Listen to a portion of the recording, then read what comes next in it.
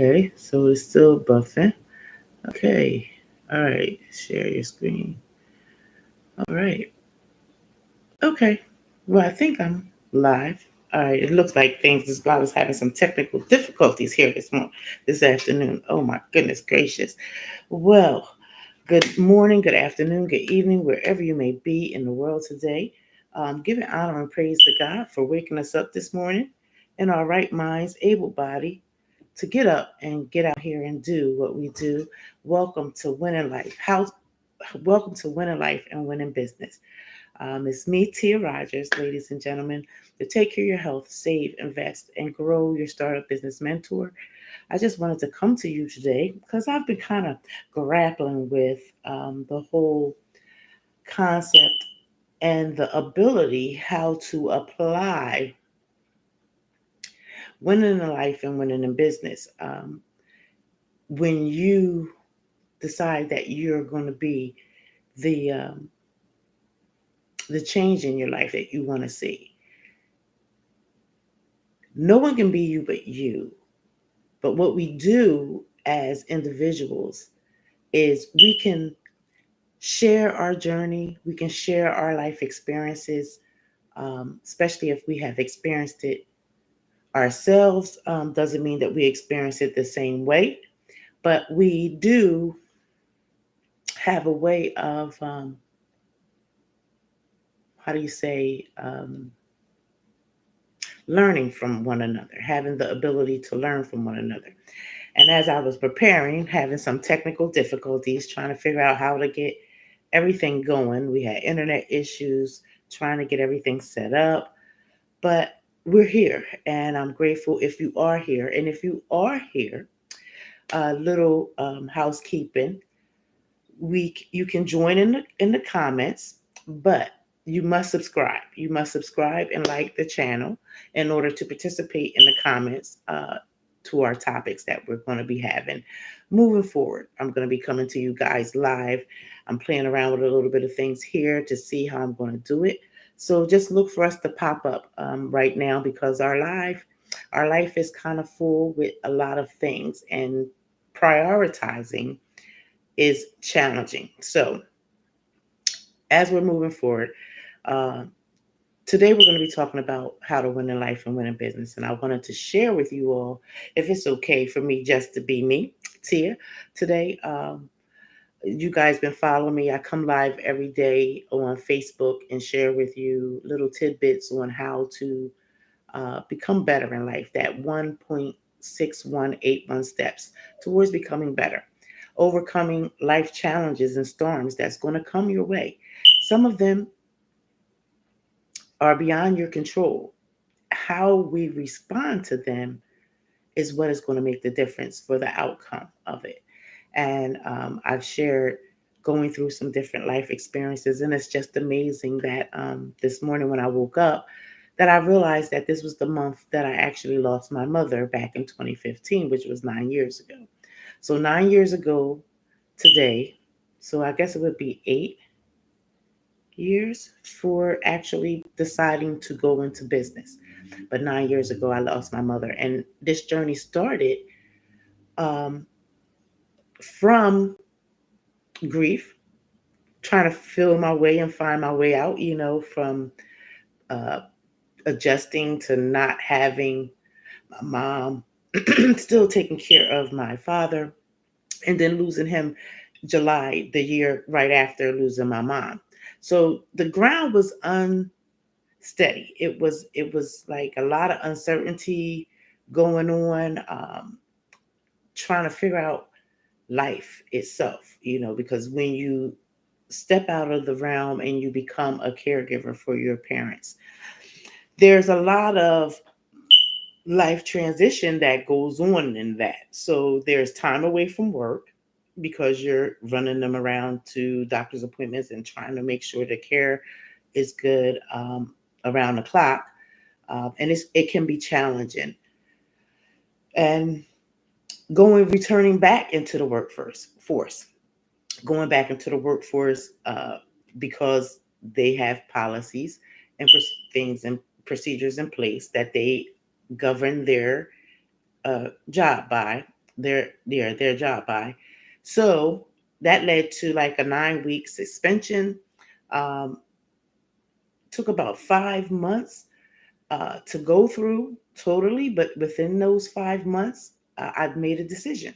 I made a decision to try entrepreneurship, um, knowing very little about online business, how it works, what are the components, what does it really all take to run an online business. Nonetheless, asking around, speaking to a couple of people, inquiring, doing some research on YouTube and Facebook, following different leaders, participating in a lot of webinars, and just gathering information. I was just gathering information because I had a lot of uncertainty. I wasn't sure. Is this real? Is this going to work? Is it for me? Is this something I'm going to be able to do? And continue to do it while I work my job, as well as take care of the home and still handle life on life terms, because you figure there's grief, there's the fear of loss of income, there's financial hardship, there is knowing where you are um, in the scheme of things. So things kind of like built off themselves. Like, how can I say it? Things kind of built off themselves in the sense that looking at the 9 week suspension, working 1 week, getting paid at the end of the week for just 1 week pay, where I was getting paid for 2 weeks. So now there was a shift in the finances and how things were going to get taken care of. Um, in the midst of caring for parents, there was 2 car repos, but thank you God for the ability to be able to still purchase a car. I just wasn't able to maintain the car note payments to keep it going. Um, and, still trying to, nurture the children and helping them channel through life or travel through their journey, because now they're no longer children, they're now young adults, and they don't always share what they're feeling. So you have to kind of make space and room for that. You have to allow them to express the feelings on the loss, express feelings on how they feel about the circumstances in which is presently going on. Around that time, I think the oldest one she had moved out. Baby boy he was just going back and forth. He was just living his best life, to be honest. And just being able to kind of still hold ourselves together, still allowing them to be who they are as they're growing and has started their families. And just that whole life transition, life shift type of atmosphere that was going on. And it was I relied a lot on my faith to keep me grounded, because real life, I didn't know which end was up. I didn't know if this decision that I was making was going to be a good decision. And how was I going to make it work? I had a lot of learning to do, and was I going to be able to learn it in the proper time and fashion that I needed to learn it and build it to be sufficient enough to actually become a profitable income generating entity. So there's levels in doing that, but there was a lot of things going inside of me. You heard me talk about this week. We talked about, wait a minute, here we go. I got the book. Some of this will be me, and some of this will be um, come from different things that I have learned. So the way that I learn, right? See, because I think it's very important for you to know yourself, to know who you are, know how you learn, know how you implement things, and how you process, and how fast you can actually apply what it is that you're learning.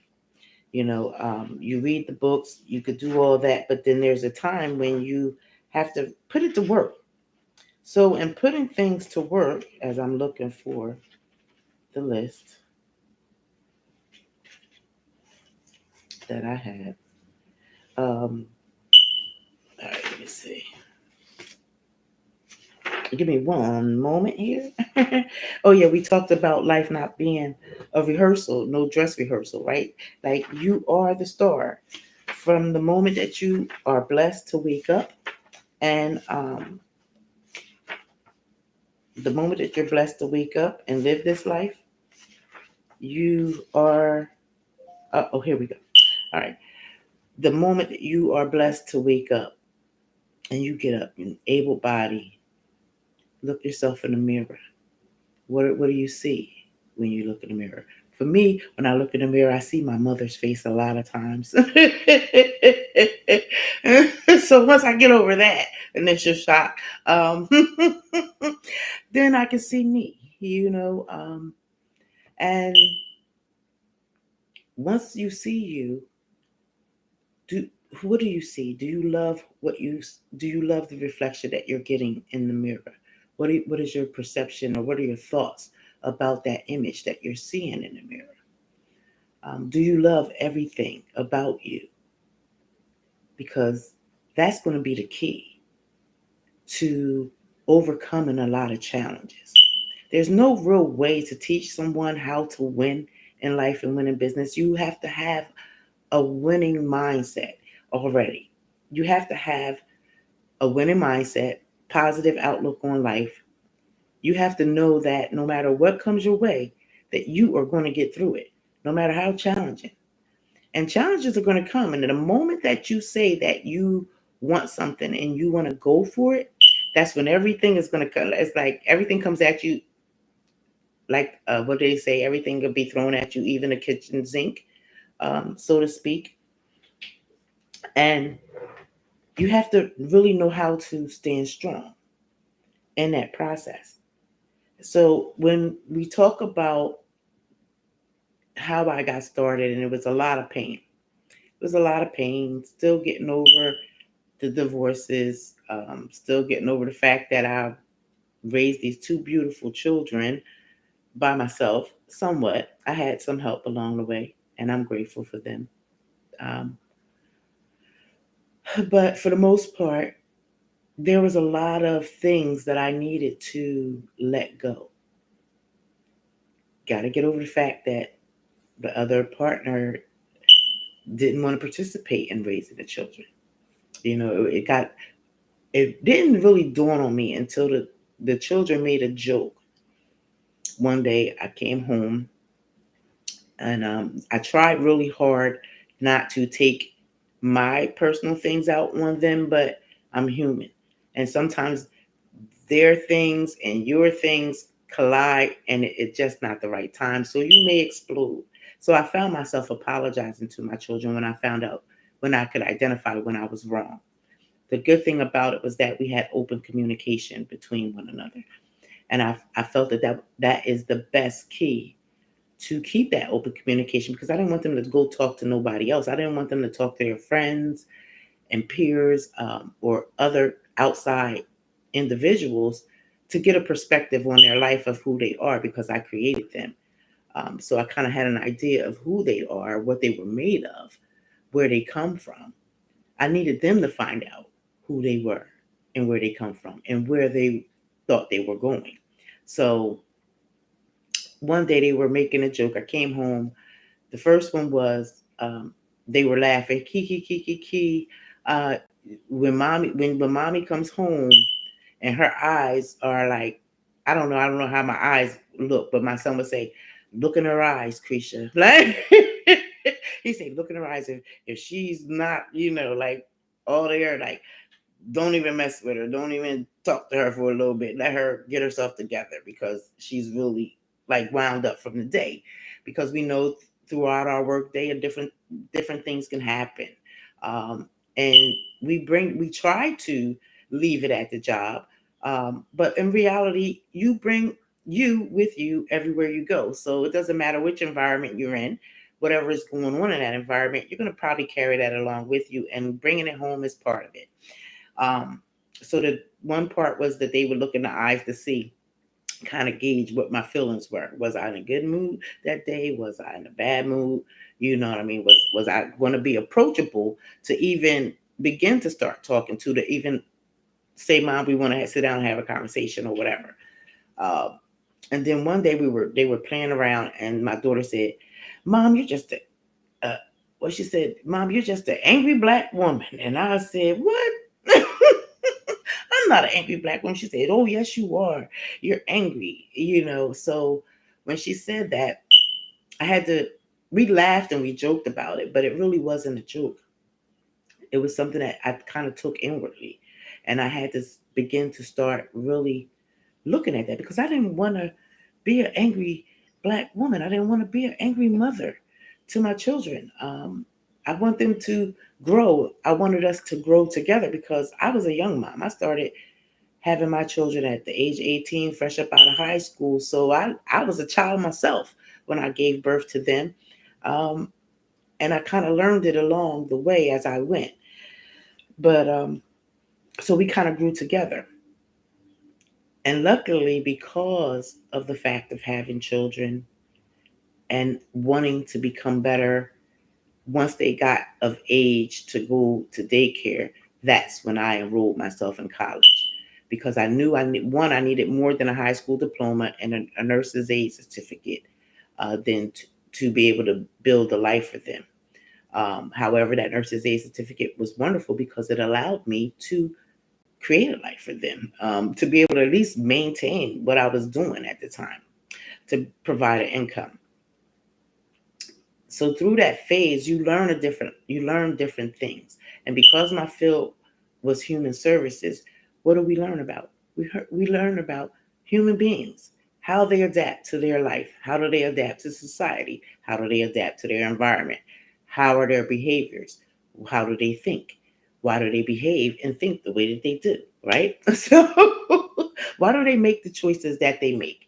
Which was perfect for my life, because at the time I was really trying to figure out my own life, trying to figure out where I fit in, how could I be the best mom to these children and allow them to become their best selves, because the whole ordeal is to raise them to be interdependent of me, not more dependent on me, as they were growing. And you may heard a term where they say children are parentified. So I guess my children were a little parentified, because being a single parent, they had to take on certain responsibilities, especially as they got older. When they were little, maybe not so much. The most they could do little was make sure that they clean their room, clean up behind themselves. Uh, and my son laughed all the time. He'd be like, Mom, who puts a kid in a chair and has them wash dishes? I said, I do. Because you needed to learn how to do some chores, So, we have little great memories of their youth that we can hold on to, and laugh about now that they're grown, and now they're seeing it through their own children. And just the whole going through the educational process and becoming better. There was levels and steps to it, but a big part of it had to do with my mindset, my willingness to be able to really look at myself and see where I lacked some things, where I could improve on some things, gaining a better perspective, um, and broadening my horizons. Because one thing my father would say to me when we were coming up was that uh, you live in Camden City, but you don't have to be Camden City. So it's not where you're from, it's where you're at mentally in your mind, because there was a lot of things. Our community has a lot of different things going on in it, and some things are good and some things are bad. And it's a choice to participate in either one. However, my father didn't play, and I don't like beatings. So I would definitely choose how I would, what risk I would take. So the risk had to really be worth it to get in trouble, because I knew that I was going to either be punished and or receive a beating for it. So I didn't get quite a lot of them coming up, but I did get disciplined. I got chastised for when I stepped out of line. It didn't hurt me. It made me a better person. It made me think a little bit more clear about how I move and what I do. So I took some of those parenting skills and implemented them with my children, or at least attempted to implement them with my children. Some things worked and some things didn't. Some things they snapped back at me for. They're like, just because Pop and my mom did that to you, you can't raise us like that or whatever. We need to get out, or we need to see things. So I gave them a little bit of freedom, more freedom than I had. They were able to socialize with their friends, go out to the mall, different events. I would incorporate their friends at the end of the year to celebrate their wins of doing well in school, and moving on to the next grade, asking them questions about who do they want to be? What do they want to be when they get older? Having those type of topics and talking about what it requires to actually fulfill that type of career. You know, however, we was talking about all that, and we were talking about the kids looking in the eyes and talking about the pain file of life, right? And we went over some of the key components of the pain file of life that you process for a person. Now, every person's pain file is going to be different, and because of that difference, that makes our journey even more unique. And the pains that we experience in our lives can either hinder us and stop us totally, or it can motivate us to continue. It can be that fuel that drives us. Like, if someone tells you what you can't do, you might be hell bent on showing them that you can do anything you set your mind to. You know, type of mentality. So we talk about the pain of inexperience. We talked about the pain of incompetence. We talked about the pain of disappointment. We talk about the pain of conflict. We talk about the pain of change. And we talk about the pain of bad health. We talk about the pain of hard decisions. We talked about the pain of financial loss. We talk about the pain of relationship losses. We talk about the pain of not being number one in your own life. We talk about the pain of travel. And we talk about the pain of responsibility. All of that is incorporated in some of the lives that we have on YouTube, but we're going to touch them here um, a little bit more. So, as we begin this journey, now I hope that I don't lose anyone, because I'm going to have to pull up some things. So, what I want to do now is, I don't know, can I move this over here? Okay, yeah, cool. So, you guys will hear me talk about God a lot. You'll hear me thank Him for just literally about everything that I do. Because I'll tell you, I could not have done it without Him. And whether you are a believer or not, you really have to ask yourself the question that most of us ask on a daily basis: what is the meaning of life? What if the meaning of life and the belief there actually is a bigger picture and outcome to being here than what we're actually doing currently at our level of understanding of life for right now at this period in our time in our life? And would you be open to the possibility, or be like most and just distract yourself from the question of something that wouldn't require you to look as hard in that mirror? Because I asked you, when you wake up in the morning and you look in the mirror, are you happy with what you see? Are you pleased with what it is that you see in the mirror? That's a question that you can only answer for yourself. But what if your life and where you are right now, what if it has a much greater, bigger picture? And are you willing to explore that to see how much more bigger that picture can be for you?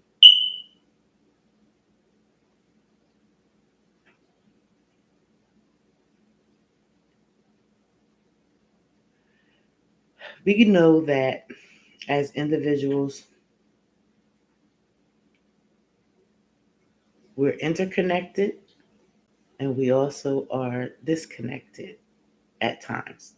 There's times when we isolate and there's times when we come together. And to me, I don't know where I am now. I just feel like, somebody bamboozled me. It's a big whole illusion. Like everything that I thought that I couldn't do, I found out that I could do. If I just took some time and energy and applied myself, I found that I was more capable of doing some things more than what I was doing. So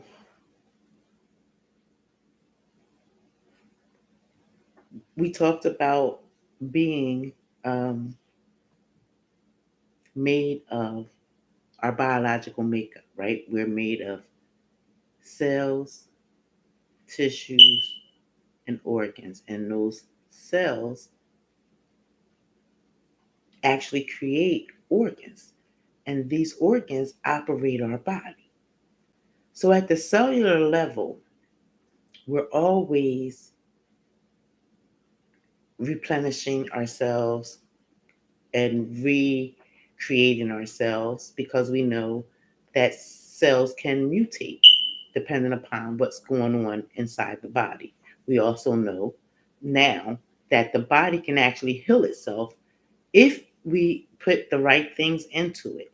That means drinking plenty of water, which I'm kind of behind right now.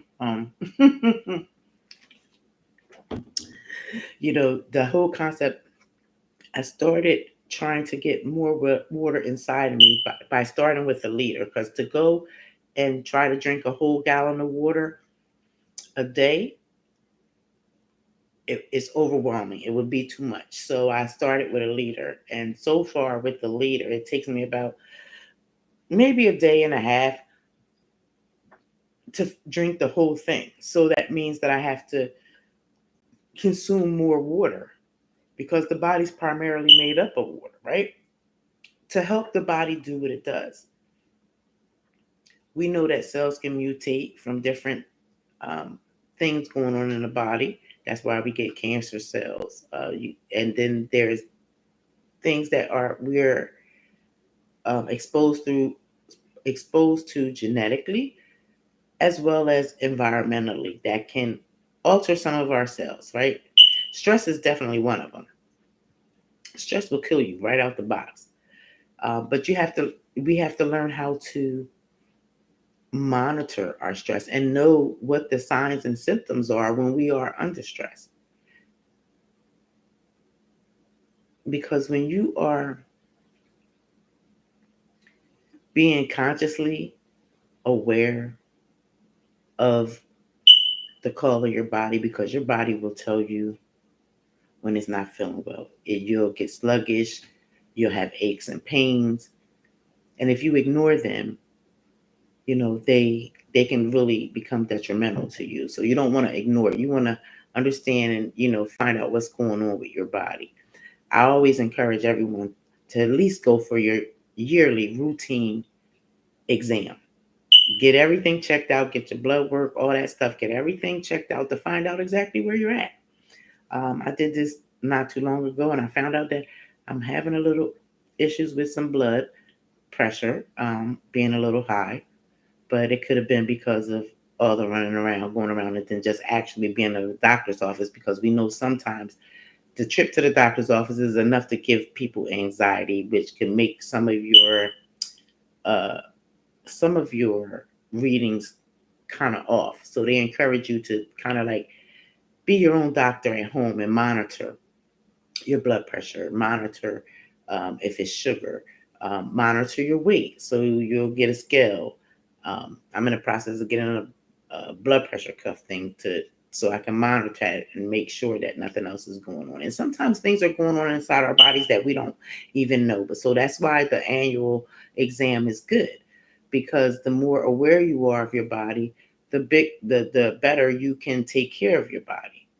So, how does that our bodies apply to winning in life and winning in business? Because we need a healthy body to do anything, right? We need a healthy mind and we need a healthy physical being to endure what we're going to be doing. Because for the first half of our lives, we're working, right? So, um, when we meet people, everybody's not the same. We're not the same color. We're not the same nationalities. We come from different backgrounds. We have different jobs. We're born separately. Even twins are born separately, even though they're born on the same day. Only one twin can be born at a time, right? So we're born separately, and we're going to die separately. But there's an interesting part of the bigger whole picture of consciousness, of awareness. And just like our cells in the vein, the universe and the level of understanding supersedes the mind's ability to concept, con, conceptualize, right? Conceptualize it all, right? So, of course, the bottom line is we don't know, and should the mind, we don't know, and should the mind know what's going on, right? If that makes any sense. Uh, but there's parts that we can begin to spiritualize, or we have a source. And that's where our belief comes in at, whether it's God, Allah, or Buddha. And I mentioned Buddha. I know I normally haven't mentioned that before. I know there's all different types of religions. And to me, I think faith, your faith walk is a personal walk, and it's a way of life, more so than it is a religion. I think it's incorporated with our values, morals, ethics, and principles that we govern our lives by. And I was thinking the other day, I was thinking about an uncle that we recently lost. And I remember as a child, when I would visit him and my aunt, I remember him with the whole altar set up, and he was doing the chanting and everything, and the Buddha sitting there.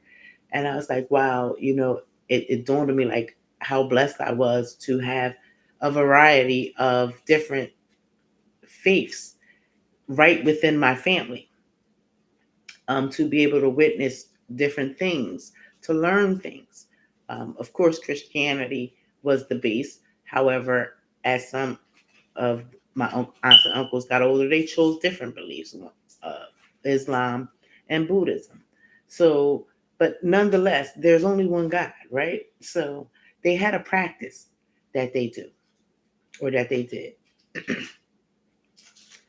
And a lot of times people will label us when we choose which faith walk we want to walk with. But just know and understand that whatever faith walk you decide to walk with, that's your faith walk and your practice, your daily practice. Um, and if you are practicing it, because a lot of times, sometimes, we don't practice it as much as we should. Sometimes we fall off because life happens. Um, But all of that is going to give you the structure that you need to help you maintain your life and go on and help you mature emotionally throughout life.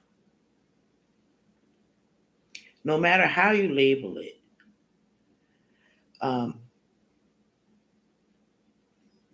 it's pretty much all made up of the same stuff, right?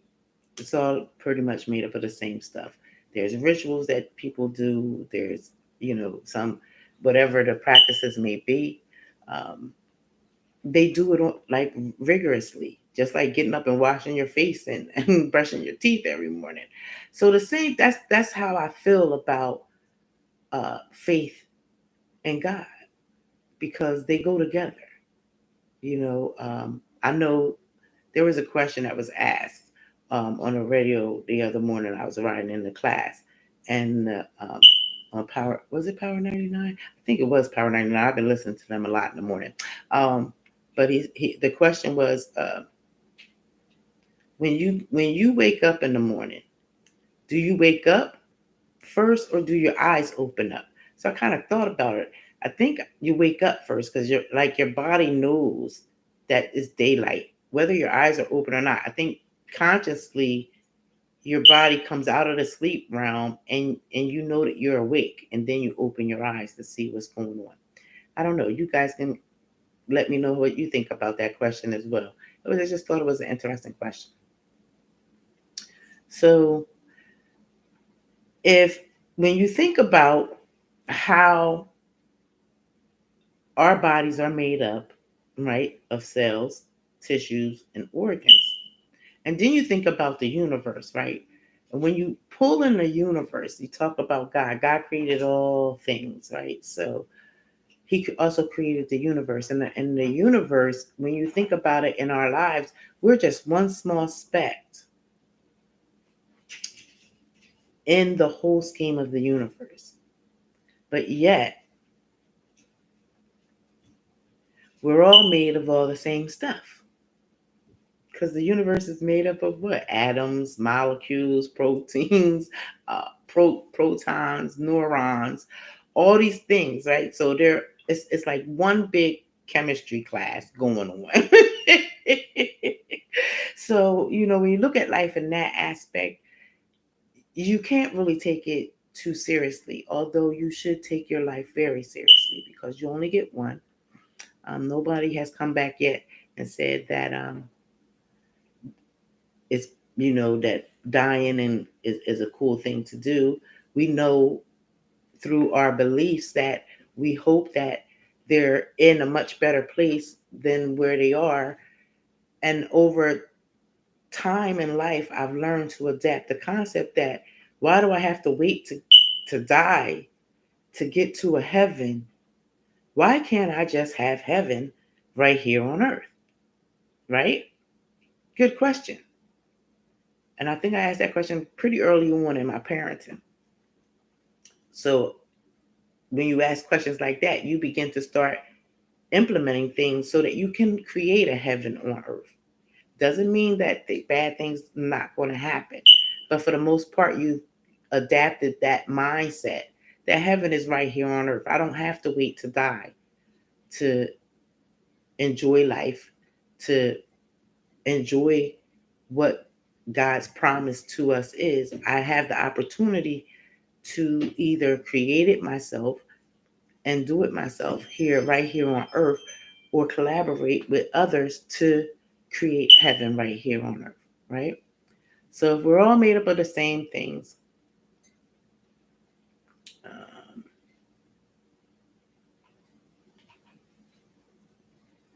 if it's all made up of the same stuff, you talking about us as individuals, our biological chemistry, we're talking about the universe. So those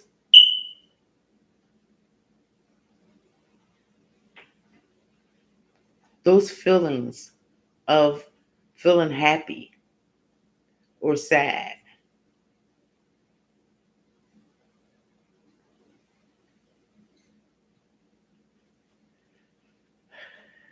it's all made of the same stuff as well. So if you just pause for a moment and play with it, right? And think about it. What if we were to mature emotionally through the minds needed for absolutes, and be okay with living in the space of questioning and be free to act without limits of the so called scientific proof. And by that, it's just meaning that everything science has been proven already, that it exists, right? Before science proved it. And it doesn't care if science is able to verify it or not through the limited understandings of what we currently call science, right? But I tend to disagree with it because science is a big part of it. We're one big science project ourselves. So, what you choose to believe and what you choose to connect to, and what you choose to connect to and form as your higher level of self being, has a large part to do with your awareness and how you're governing to act. So that means if you're angry with someone or you find differences that set you apart, um, how do you respond? Do you choose to attack someone or see more understanding out of it? Because we're all different individuals. Everyone's not going to do things the same. We're not going to see situations the same. Even in a family, even in a marriage or relationship, you're not going to see things the same. You're going to see things differently. And are you going to be able to kind of work through that? Are you able to understand it? And even our own blood cells sometimes are in conflict with our immune system, which is why diseases are created, right? So we know that the body, if the body will attack itself, we're going to attack ourselves, right? We're our worst critic. And that's one thing I've always been mindful of, especially when you are, what do they call, type A personality, overachiever.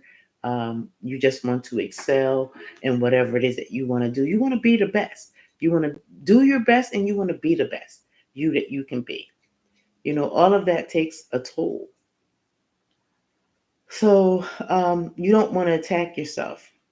And you want to understand that there's different levels of thinking. And when you talk about Einstein stated, you can't solve a problem at the same level of thinking or consciousness that created the problem. So that means that thinking questions and how you show up every day in your interactions and as well as with others, and how we were all blood cells in the same body, we have a connection, right? So we know that faith is evidence of things unseen. Because before you were conceived in your mother's womb, you were a little uh, ovum or sperm cell in your mother and father before they joined and then created a combustion of the whole cellular thing that takes place when conception happens for you to develop into who you are. So with faith, as faith is the evidence of things unseen. We know faith is an interesting subject that unfortunately gets intertwined with various religious messages and therefore becomes somewhat of a subject that is either avoided or judged by people who are not religious, or more often become a point of contention between people of different religions. And that's not what we're here to do today. We're here to accept everyone. It doesn't matter what your belief is. If you're on a journey of becoming better in your life and you want to win in life and you want to win in your life business, because I say all the time, if you're a parent, you are you're running a business, um, and what you put in it is what you're going to get out of it. And we see it time and time again. So when we are talking about faith, it offers us it offers an incredible resource for virtual for virtually everyone. We are all familiar with beliefs. Through beliefs, through beliefs are usually as strong as the references we have for them. So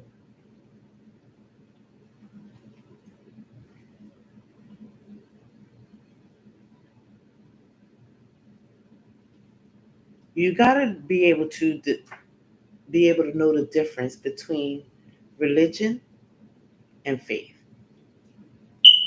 Religion is a little bit more structured.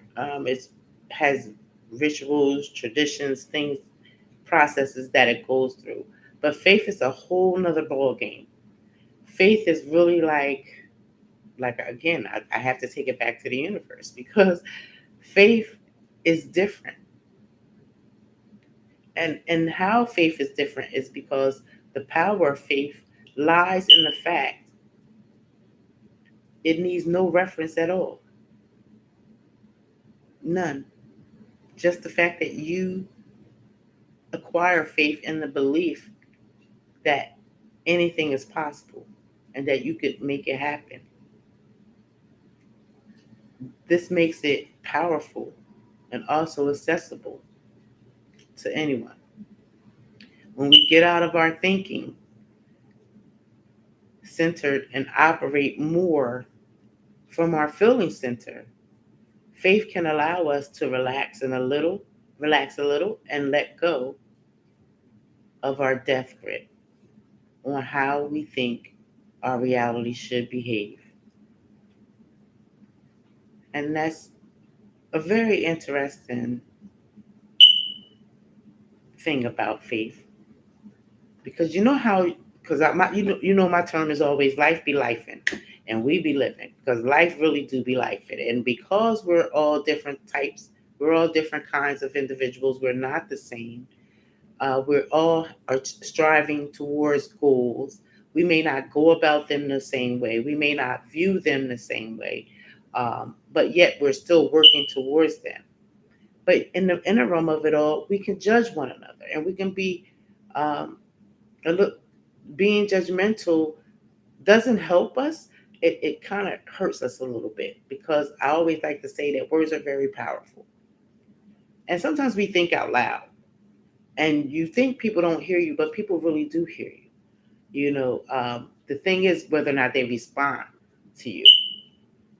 I've learned not to respond so much over the years. I used to be real trigger happy, but the my walk with my faith has become stronger over the years because I've seen so many things where along the journey of becoming better, that 1.6181 steps better. I told you, I talk when we talk about being a young mother, moving out of the parents' house, moving into getting my feet, getting my grounding stable enough, going through some experiences, raising the children. But once I got some footing, um, seeing how every day leads to something new. Like every day you're working towards something. And if you're not, you should be.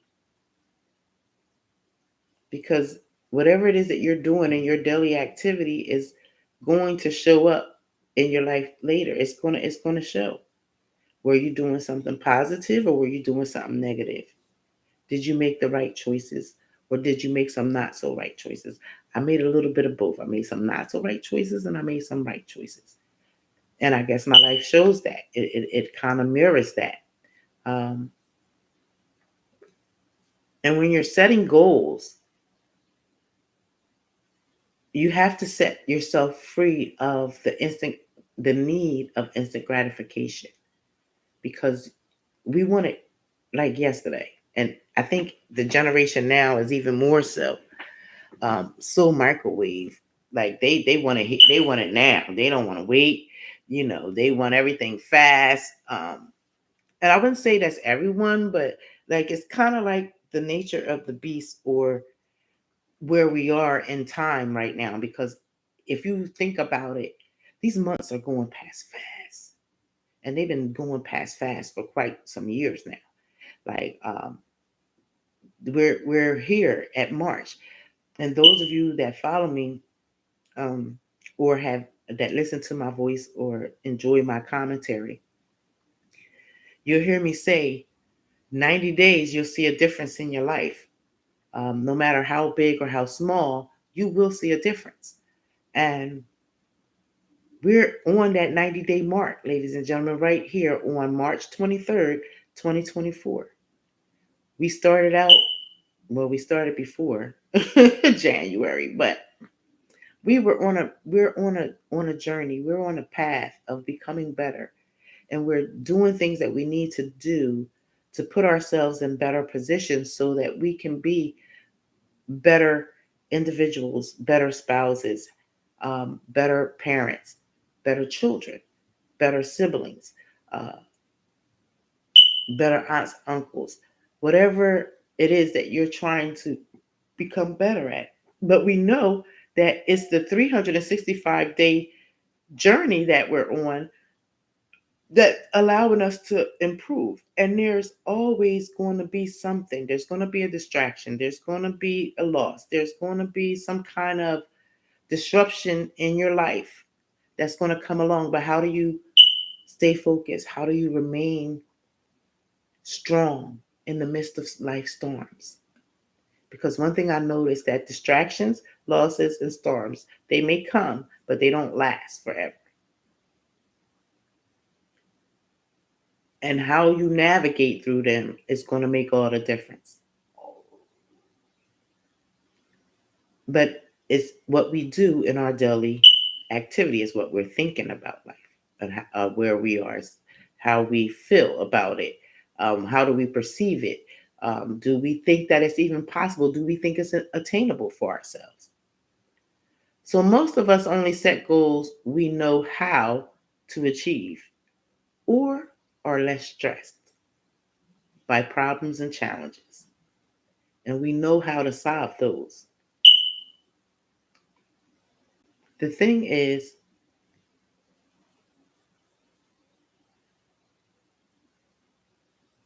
the problems that we face in life, some of them are not so easily solved. And that's where faith comes in. Because you have to have faith that you're going to get through that problem, that you're going to find the resources, the tools, the skills that you need to, to build yourself to get through the problem. My motto is, you're either going to go through it, go over it, around it, some kind of way, but you're going to get through it. And you have to believe that. You really have to believe that, because there's a solution for every problem. If you see a problem and you feel that it can't be solved, you're not looking deep enough, and you're not looking hard enough to find a way to solve it. Faith allows us to hold the vision of positive outcome while entering the how will show up.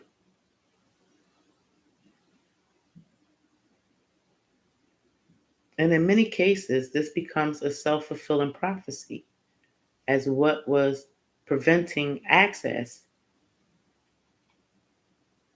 to the how in the first place. Because I know for me, stress caused by not knowing what it was, not knowing the outcome, or not knowing your position, not knowing where you stand, or when you apply problems in life and the not knowing, you may not know your rights. You may not know that you can stand up and speak up for yourself. You may not know that it's okay to question if you don't agree, or if you're a little confused about someone's direction in which they're giving you. You have the right to question it. You even have the right to question God if you want to. And many times I know I have. And like I said, you have to just be patient and wait on the answer, because it doesn't come right away when you ask. It takes time for it to manifest into your life, for it to for you to really see that faith works a lot of things out.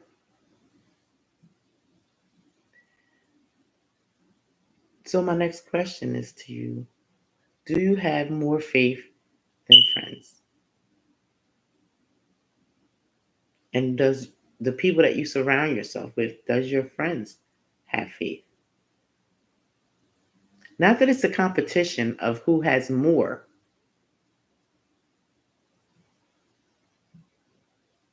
but the ability to have faith can shift your thinking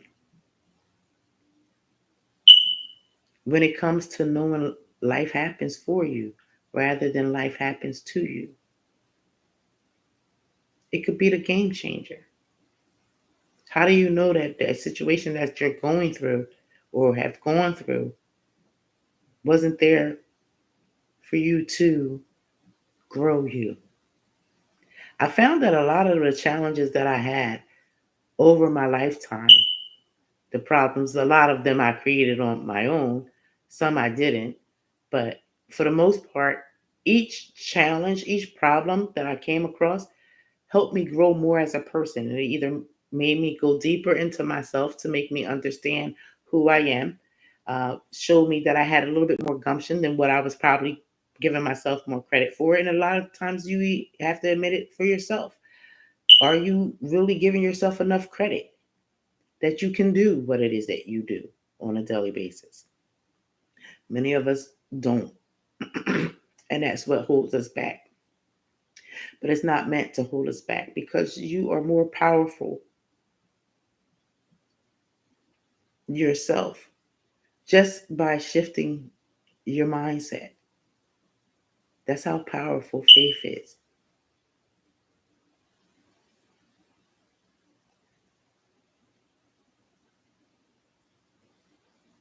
How your life unfolds.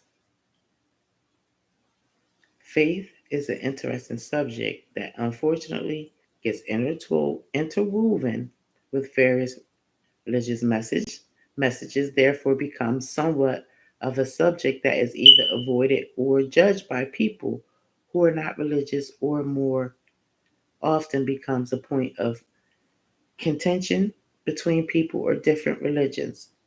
And that's true. I don't debate. I don't get into the whole when was Jesus born? It like, and then it's like, is Jesus a prophet, or is he, the God's son? Some people can pull you into those type of conversations or debates. I choose not to. I will shut down on you, because at the end of the day, your faith walk is your faith walk. And if you are building a relationship with your creator that created you, you know without a doubt what is possible and what is worthwhile getting your panties in a bunch for. And that's, I'm not here to debate religion. I'm here to ask you to have some faith in yourself, in the creator that created you. For first, in the creator that created you, and then have faith in yourself and the abilities that you're given to help you grow and learn and see past all those other things, because faith offers an incredible resource for virtually everyone. Um, and the funny part is that it makes it powerful and also accessible to anyone. And when we get out of thinking just centered and operate more from our feeling center, not just keeping it here, but just like the universe, open yourself up and just let it flow. You'll find that faith can allow us to relax a little and let go of a death grip on how we think our reality should be. And most of us only set goals we know how to achieve or are less stressed by problems and challenges. Nobody wants to deal with the problems and challenges, which is probably why a lot of people, kind of shy away from entrepreneurship, stepping out on their own, because going somewhere where where stuff is going to happen every day, the level of problems that you're going to come across, and that you're not solely responsible for them. It's an easy way out, but to step out on faith and take on something, even if you're not even sure what it is that you're taking on, but you're on to something, and you don't know what problems are going to come, because problems actually come up every day. It doesn't even matter. Like trying to come to you guys live right now, it took me like a whole 40 minutes just to get all the systems up and running, but patience, perseverance, determination makes the difference, because I'm here. I made it, right? I worked through the problems.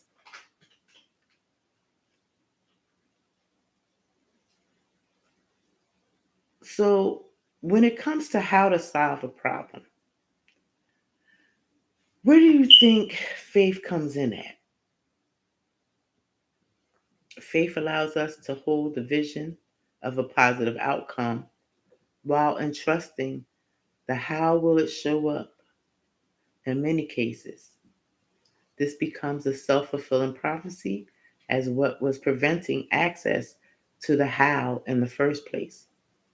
So, was the stress caused by not knowing what it was? Something interesting to think about, right? Most of us are afraid of the things that we don't know. We're afraid of things that we don't understand. We'll make something up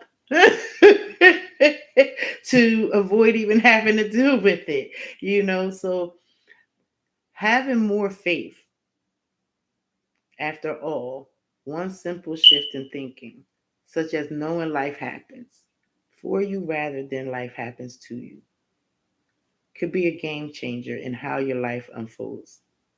So that means that we have to learn how to flow with the river of life, which isn't always easy, because there's always going to be a difference between following skills and raising our skill level, and even raising our certainty level and raising our consciousness. And a lot of times we have that backwards.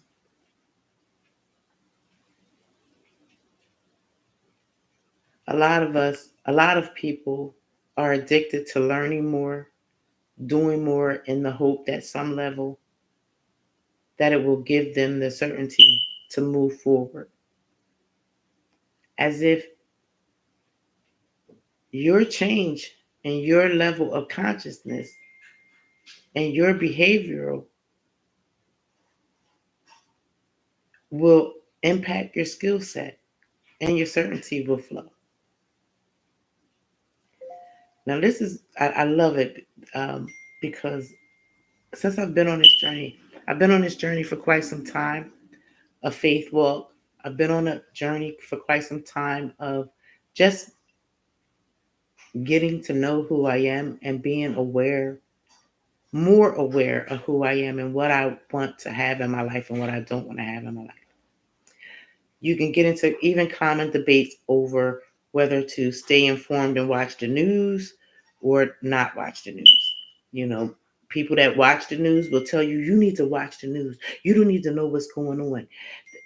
Something could happen and you won't even know what to do. But sure I will. Yeah. you know, sure I will. And I know that for a fact because I have tested and improved it for many, many years. I'm one that does not watch the news. Every now and again, I might pay attention to it if it's on somewhere. But to go and intentionally turn it on and see what's going on, I don't do that. Because I found that the news caused a lot of anxiety. It caused me sleepless nights. It caused me worry about things that I was totally powerless over because I have no control over what the government's going to do. I have no control over what they're going to implement and put in place with because they're not asking me my opinion about it. They don't care how I feel about it. They're sitting in the rooms and they're getting paid to have their conversations and next thing you know we're at war. And now everybody's being impacted globally. So it's a big part of it is just gauging my emotions on the journey, knowing what to allow into my cipher, into in my in my atmosphere, my environment. Because subjects like war always stir up emotions, ranging from courage and solidarity through to regret and vengeance. One Remembrance Day,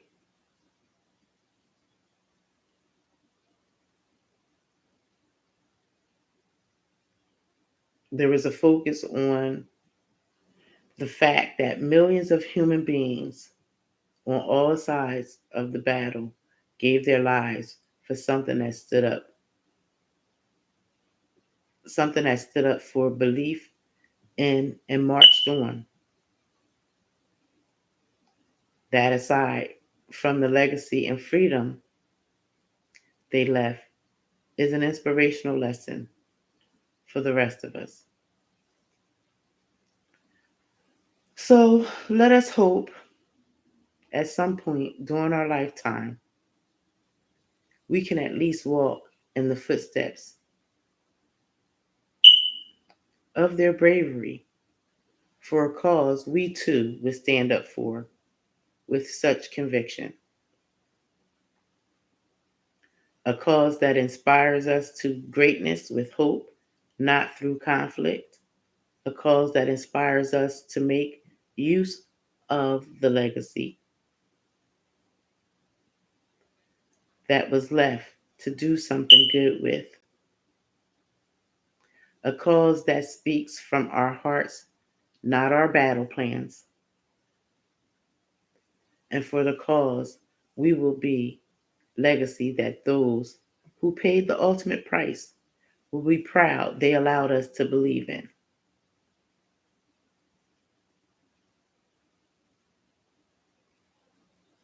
There's a lot of heroes and sheroes that have fought many battles along the way. There's people who gave their lives, whether in the service or on land, being what they call us civilians.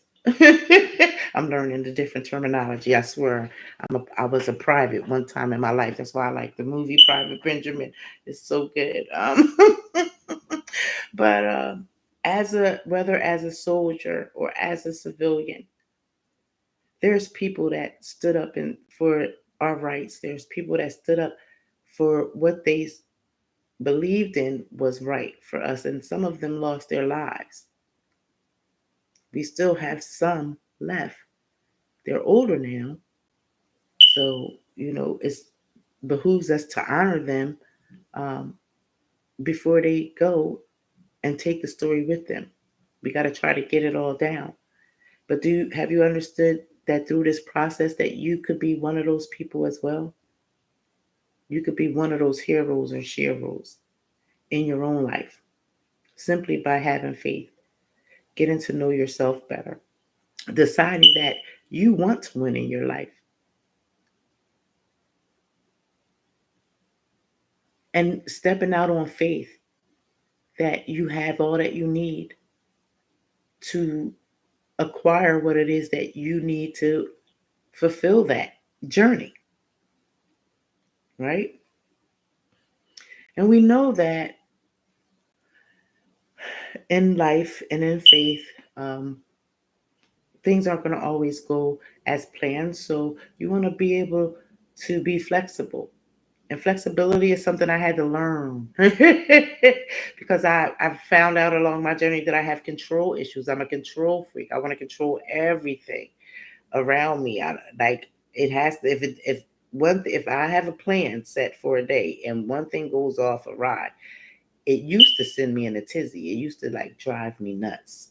Not so much now because I've kind of come to understand that, okay, so it's not working this way. So now I get to, so when things don't work out like I think they should or not quite as planned, I've learned to say, okay,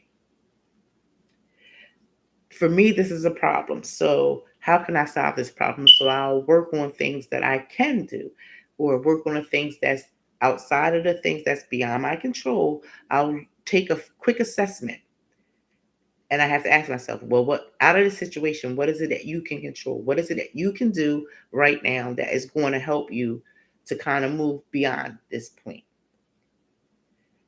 And that's how I bring in the flexibility. You might have a different style, but life is pretty unregimented.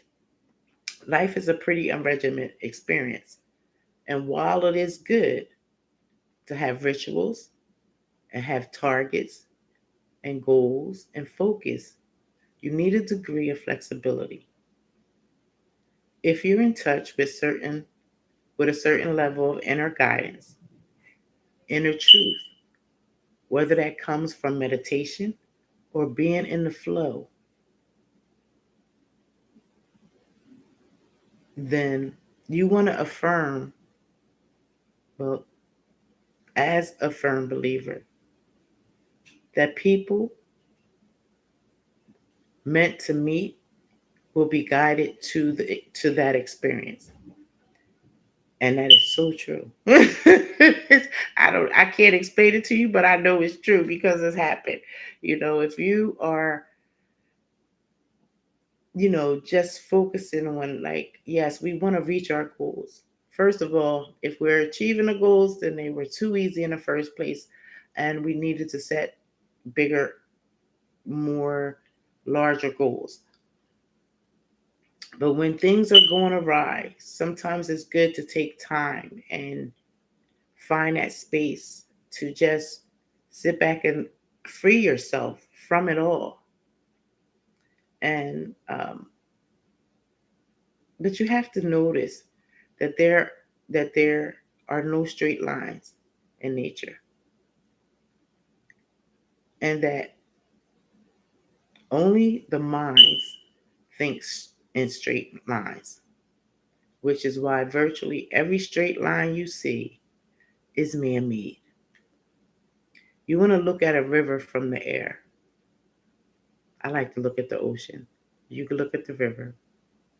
Everyone, regardless of the topography, always follows the same winding pattern, even across flat land. So why do rivers do that? It's because nature understands that getting to your destination is never a straight line.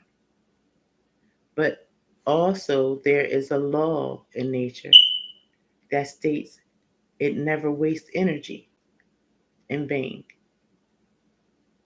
And with that awareness, we can look at the bends in the river of our life as part of the natural journey. and stop resisting or trying to drag our boat across the road to where a river is flowing back in the direction we want it. Most times you'll find that if we relax a little, we'll find that the bend was there to capulate us faster around the corner. Another way of looking at this is to look back on our journey and realize there's likely no seeming bad circumstances that happened to us that 6 months later we were not grateful for and saying to ourselves, so thank God that what happened to you, or you wouldn't be doing what you're doing right now.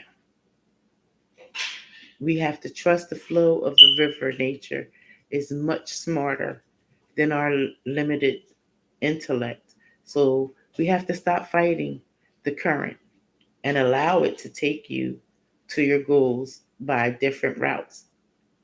And this requires a sense of letting go of the need for control and recognizing the bigger picture is at play. Because it is.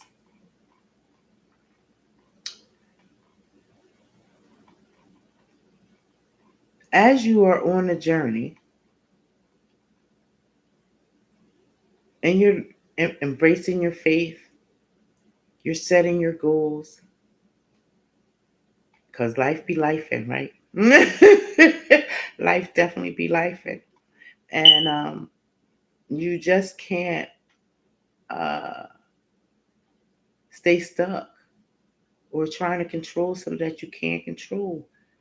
And that was something that I struggled with. And sometimes I still, to this day, I think I'm struggling with it, grasping the loss of my son.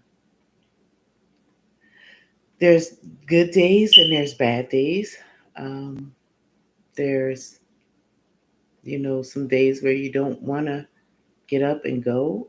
And there's days where, I can't stop because I don't want to feel, I don't want to think. I just want to just keep going. But you, whatever perspective I may fall on, I know that at some point I have to sit still and I have to just, stop and give thanks for the fact that I even was blessed to even give birth to such a wonderful young man and to watch him grow into a man.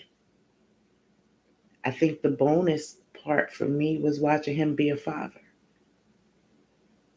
and seeing what type of father he was being. Um,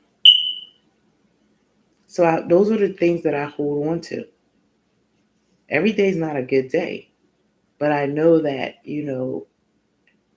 when I gave birth to my children, I know they weren't for me to,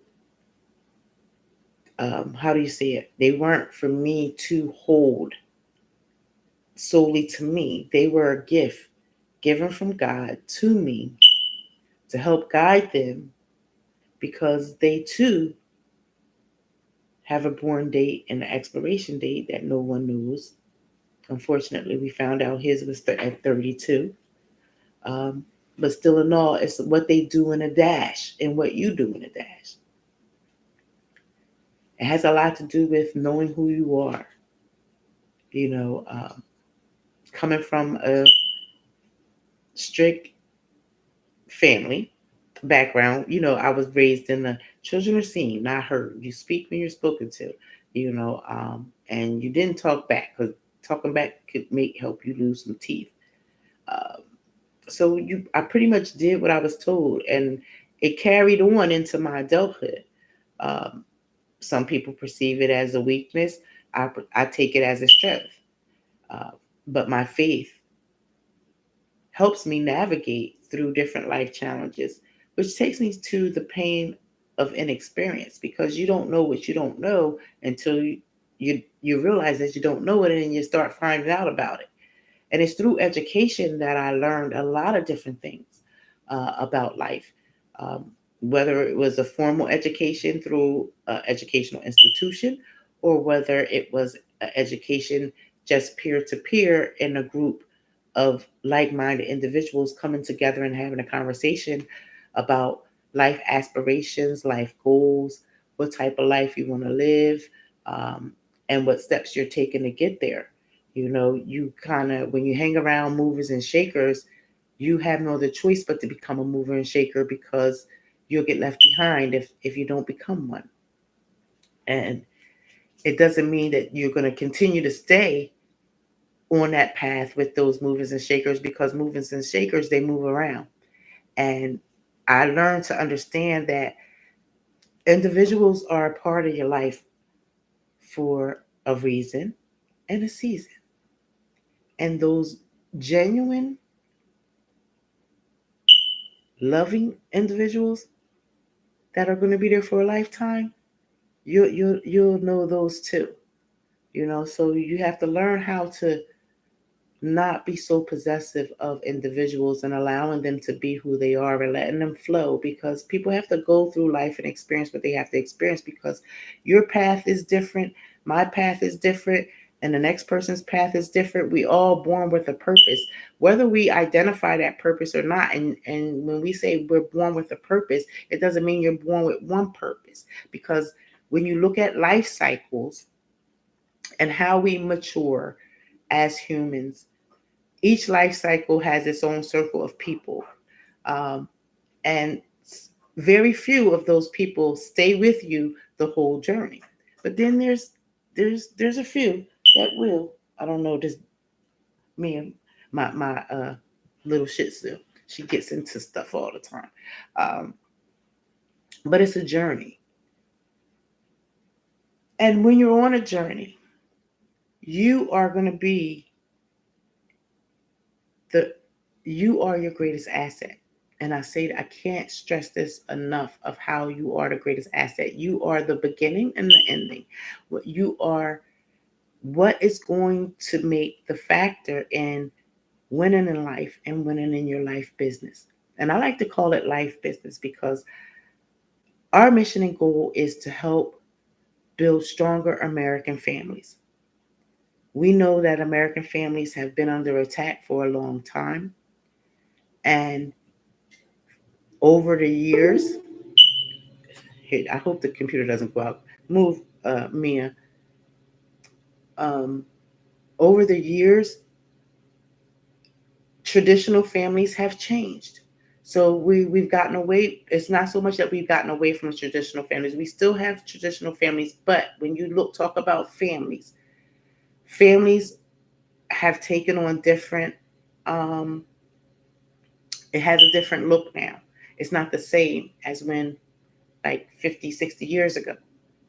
It's much different now, and we're a lot opening ourselves to allow everyone to be who they are, um, but we still want them to be a strong, sustainable family. And your self image plays a big part in that. How you see yourself, how you view yourself, how do you perceive yourself in the world, the role that you play or the role that you would like to play, they all play a part. So our self image is a big part of that. And this is where knowing who you are comes in at. Not knowing who someone told you you are, but who you know who you are at the core of you. Because people say a lot of things. People will tell you, oh, you need to get to know yourself. You don't know yourself. How do they know? Do they even know themselves? Because how can somebody tell you about you? Nobody knows you better than you. You know, so when I hear that, or when someone says that, it makes me look at them a little differently, because it's like, okay, you don't, how well do you think you know me? Because you can't know me more than I know me at my core. And that's where you have, that's also faith, believing that you know who you are. You know without a doubt what you're made of and what you're capable of, regardless of what anybody will say to you. But if you want to find one area where more people destroy themselves than most any other, it has to be in the area of self image.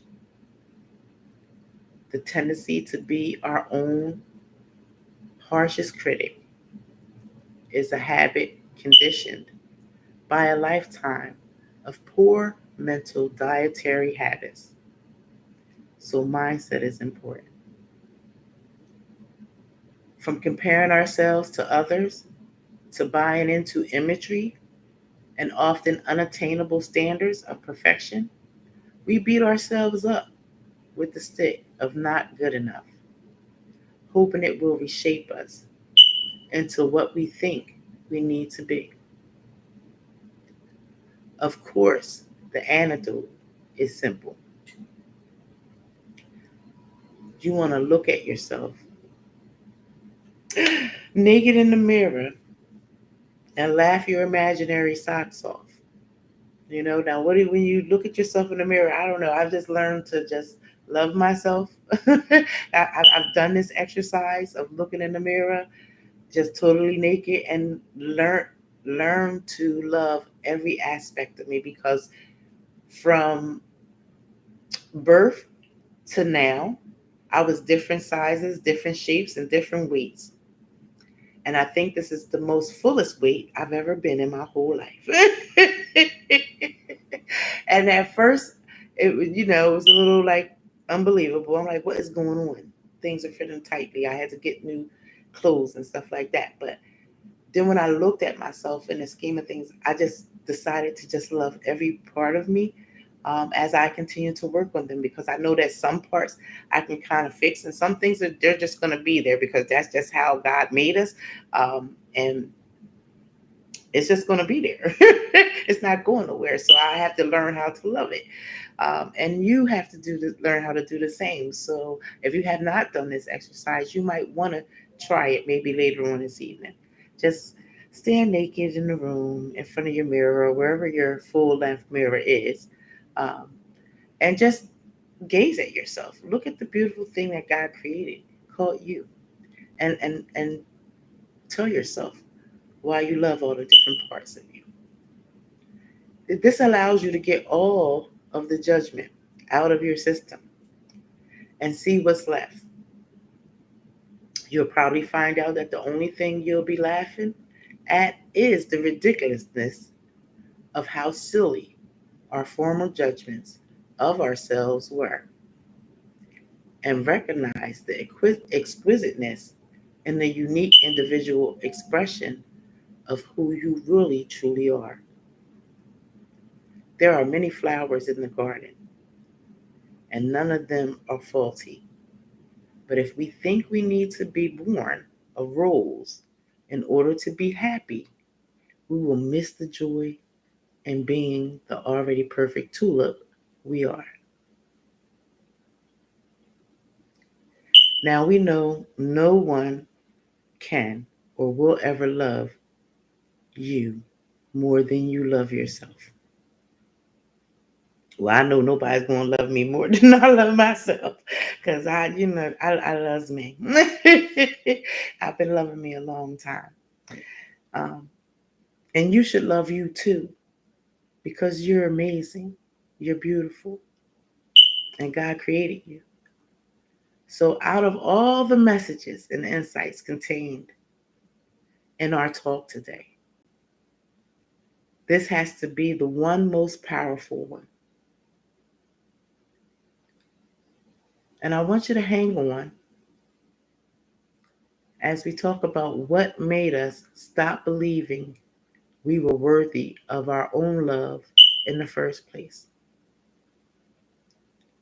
This fall in love awareness is usually caused by our earliest memory, being that we had to be good in order to get the response we most wanted from our parents. Unconditional love is for a baby, unconditional love for a baby is standard. But by the time communication becomes two-way, parents unwittingly give or withhold affection as a way of rewarding or discouraging what they believe to be good or poor behavior. From that point, the game changes, and the need to be good becomes a lifetime quest to avoid the fear we are not good enough. We stop remembering we were the supreme winners in the biological race to be here. You made it out of thousands of sperm cells. You made it against the hundreds of millions of other runners. We won. We won the game, guys. We won. We're here. We were born with a gold medal, but rather than polish it daily in the mirror, we hide it in the drawer and seek validation from everywhere else. From the words we want to hear our parents say, to the clothes we wear, to chasing rubber stamps of authority on pieces of paper we proudly put on the wall to feel better about ourselves than before whoever it was signed it. So, how do we shift this? I believe the most productive thing a person can do today is to visit that tattoo parlor and have the following indelibly placed on the inside of their eyelids. No one can or will ever love me more than I love myself. If you ask nicely, they may even throw in a discount for the gold medal you can have put back on your chest at the same time. With this awareness comes the opportunity to stop looking outside to fill the empty gaps inside. Instead, we can use the energy found in the freedom that insight gives us to pursue whatever it is we are passionate about most and for the right reasons.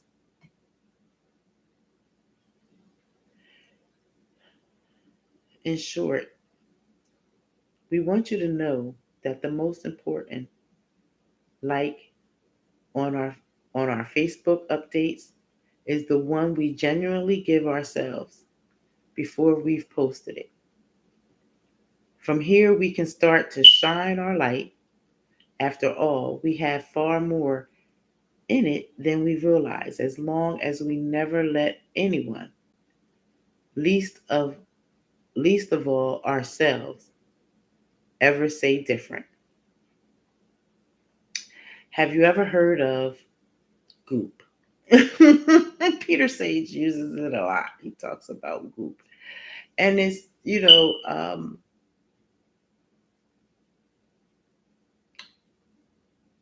when he talks about goop, he says, don't get stuck swimming in goop, otherwise known as the good opinion of other people. Because most people spend their life swimming in goop and live constantly reacting to what they think others would most approve of.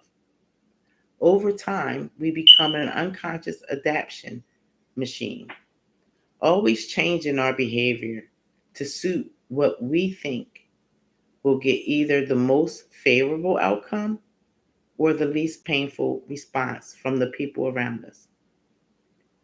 Goop forces us to wear masks to help us blend in with other surroundings. You know how difficult that is? Be yourself. Take the mask off. Love the skin that you're in.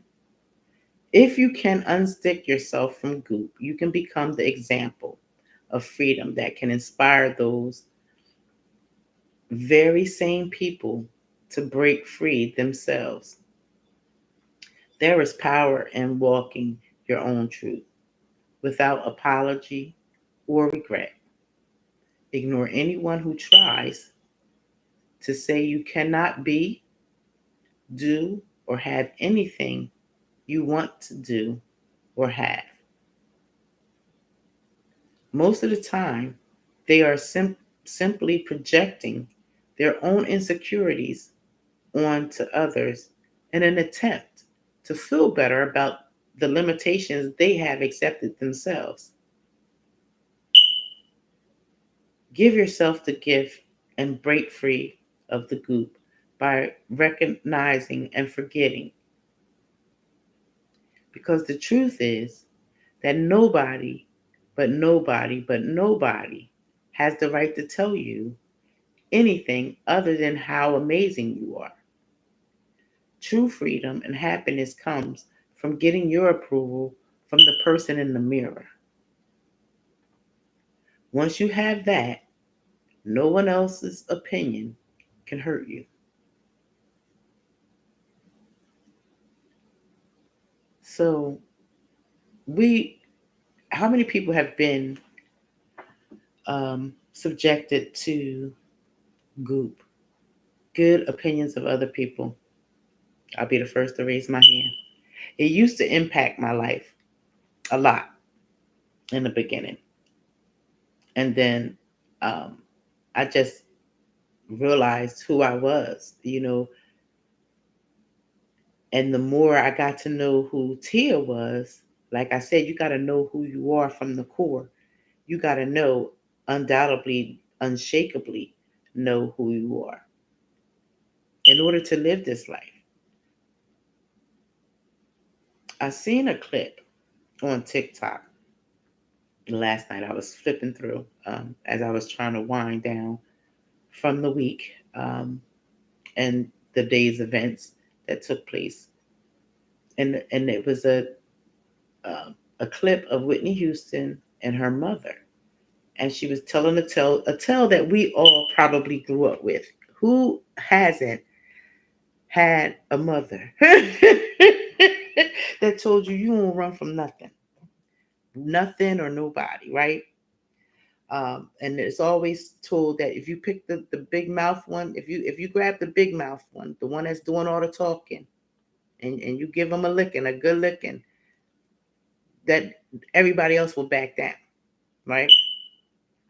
But if you don't face that opponent, that you going to get a beat down at the house for not standing up and confronting it for yourself. It's not out of fear. And when she was telling the story, her mother had said that she had confronted the group of people coming to that was chasing her home every day. And we see this every day. We see it even today in our children and in schools and the community. You know, the people don't like people for the most craziest reasons that really has nothing to do with the person themselves. It's their perception of the person. They didn't like her for because she thought she was cute or better than them. Well, okay, so you can get a dose of self-esteem for yourself too, you know. But this is something that's taught in homes, self-esteem, knowing who you are, being proud of who you are, knowing where you come from, knowing the people that you're tied to. And you'll hear me talk about these things from time to time, especially when I reference back to my own family. I always speak to them in terms of being prince and princesses, because I want them to understand that that's where they come from. And I want them to understand that one day, today, you are a child, but one day you are going to be a king or a queen, and you're going to be responsible to run your own kingdom. And what kind of kingdom are you going to run if you are around here running amok? Like, you're not acting king and queen like. You're not acting like a princess. You're not giving me princess and prince behavior. So, like, come on now. You know what I mean? This is something that we would go back and forth. And I remember my son saying to me when he was about 15, 16, he got real angry. He was like, Mom, stop saying that. We're not kings and queens. And I had to break it down to him. I was like, oh, okay. First of all, I had to acknowledge the fact that he was a little perturbed and that he had some things going on. So once we communicated through that part and we got to the root of the problem, it was only then I was able to explain my stance and why I spoke in those metaphors to them as children coming up, because I needed them to understand that one day you are going to be responsible for running your own life. You're going to be someone's parent. You're going to be someone's spouse. And if you're out here acting Looney Tune, like, what kind of spouse are you going to be? Like, we like, that's against the movement. Like, I just have some things that are just against the movement. I'm just not with it. And I like to nip it right in the bud right away. But it was a very good dialogue. And then it's funny because when I watched that clip from TikTok last night, that's exactly what her mother said. Like, what? Okay, well, you're not going to be pouncing on my daughter for that, you know. So which one is the one that, is leading this whole crew here? And she made them fight, and it made me think back of some fights that I had along the way growing up. I didn't fight a lot, but I had like maybe about 2 or 3 fights in my whole entire life, and some of them weren't even my fights. Sometimes, most times, I was defending somebody else, or I might have spoke on something that someone said about somebody else. And of course, speaking up, uh, people don't like that. They want you to shut up. They don't want you to, like, tell them not to do that. But it's something that was in me since I was younger. Like, why are you picking on this person and they not even paying you no mind? Maybe that's the problem. They're not paying you no mind. Or maybe you see something in them that you would like to have for yourself. To me, I think it's really ridiculous to go out and try to bully someone else, or make someone else feel less than. It really says more about the individual doing those behaviors than it does about the person that they're trying to victimize. It's, to me, it's like a silent cry for help. You're missing something in your life, that you can't look within yourself and find the beauty in you and allow and accept someone else's beauty at the same time, because we're all beautiful. God created us in his own image. So um, we may not think alike, we may not all be shaped alike, we may not be the same skin tone or have the same hair textures, um, or come from the same cultural backgrounds, but we all have beauty within us. And we have the potential and power to just stand within who we are without tearing another person down, and being who we are, and do it lovingly and be amazing in our own way. So that's what Goop kind of pulled out for me. So it just puzzles me how, like, a lot of times, because of this journey, and because I was one that was very quiet coming up, I still don't speak a lot. I speak more now, um, in efforts of trying to fulfill the mission, my purpose, or my purposes in life, because I've filled many different purposes. I now know that now from the growth over time in the process that I've gone through. I've learned that it's okay. I learned to be able to let go easier, and not forced to hold on, because everybody grows and matures at their own pace, and they decide whether they want to be a winner or not. And the fact that I decided that I wanted to be a winner in my life and dedicate myself and my time, commitment, my money, my energy in areas that's going to grow me, it's not for everybody. But if it's not for them, I'm not going to let their negative beliefs or their limiting beliefs hinder me from doing what I'm doing. If anything, I'm going to allow it to fuel me to go even harder, to be sure that I am doing the things that need to be done to make sure that I'm okay first and foremost. Because if I'm not okay, I don't want to connect myself to anyone else. Because if I'm not okay and I connect myself to someone that's not okay, we're going to be two hot messes. If I'm not okay and I connect myself to someone that is okay, it's still going to be a mess because I'm not at the level where I need to be, but you have to know that. And there, believe me, there's nowhere to run, and there's nowhere to hide from yourself. At some point, you look in that mirror, and all the things that you pick apart about yourself, at some point you're going to have to pick those things up and have to deal with them and decide whether or not you're going to fix it, change it, or get rid of it. And letting go of some things is hard. It's a process. Sometimes we put something down and we'll go back and we'll pick it back up, and we know that it's not good for us, but we pick it up anyway. And it's not until we have experienced enough pain from it that we realize that it's okay to let it go. And then I've also learned along the journey that sometimes you don't have to count anyone out. They will count their own selves out and just go off anyway. Oh, they call it like what they said. I forget what the term it is that they say where people will just fall off. So it's like kind of like bad fruit, um, where it just falls off the tree. It'll just roll off anyway because you decided to be on a path of positivity, motivation, and energizing yourself in a way that is making your inner light shine, because you know that you're a winner. You know that it might take you time to get to the goal. You might have to go to the gym and work out or do different practices and exercises until it becomes perfect for you.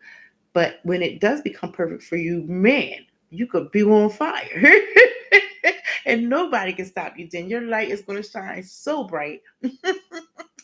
And all I can say is buy them some sunglasses, ladies and gentlemen, because, don't dim your light for someone else. You don't have to. They have the power to ignite their own light if they choose to. So it's important to love yourself. It's important to be able to identify the different things in you that you love about you and work from that core you that you love, and generate that and spread that out into the world. You know, um, you'll be much better by doing so.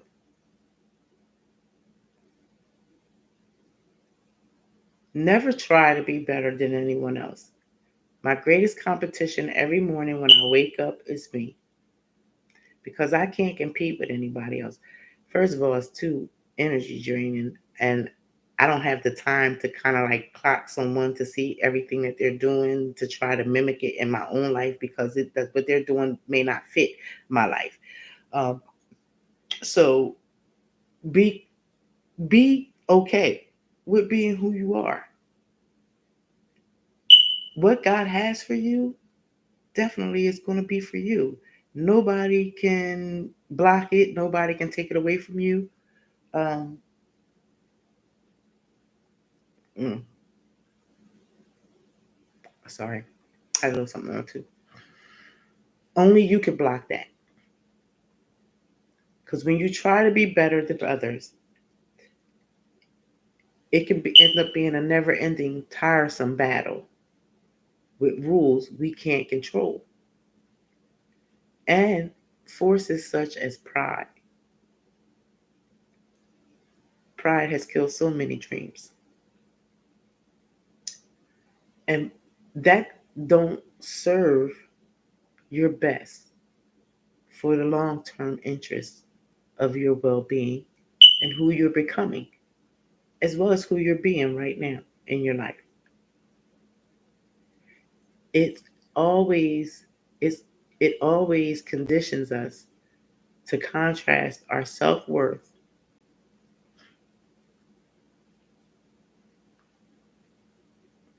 with our perception of what we think others are thinking of us.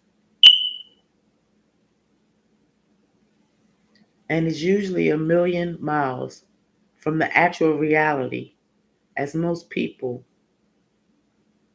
just are not bothered enough to think about us simply because they are too busy being worried about what they think other people are thinking of them. So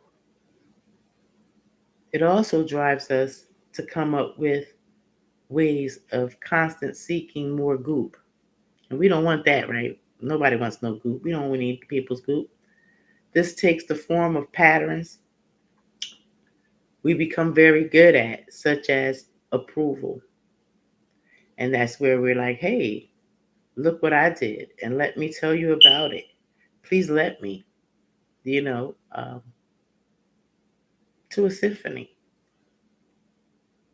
And you hear victim stories and look at poor me stories through to dominance, where it even comes down to bullying and belittling other people in contrast to us. And the classic martyr, if I keep doing things for others, then they can never reject me. Hmm, don't fall on that one. There is a way out, and it is as effective as it is simple. Focus on being a better you. That's all you got to do. Not a better you compared to your brother, your colleagues, your boss, your friends, or anyone else. Become a better you compared to who you were yesterday. Become a better you than the last time you did. And you can fill in the blanks.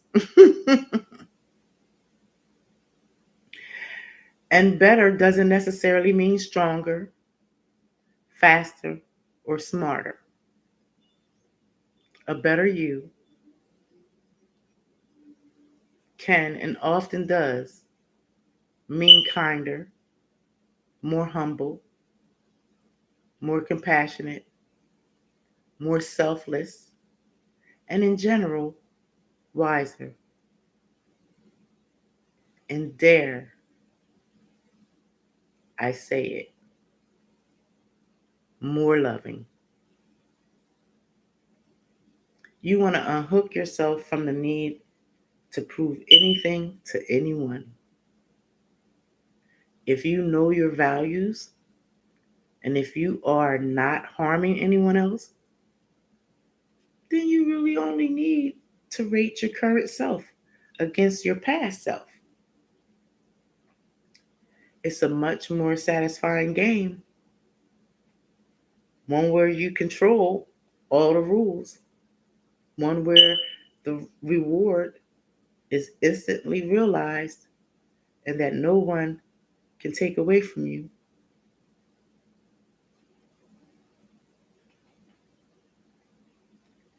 Many times in our life, we can fall for the trap of following a path that isn't and never was in alignment with our true nature, purpose, or calling.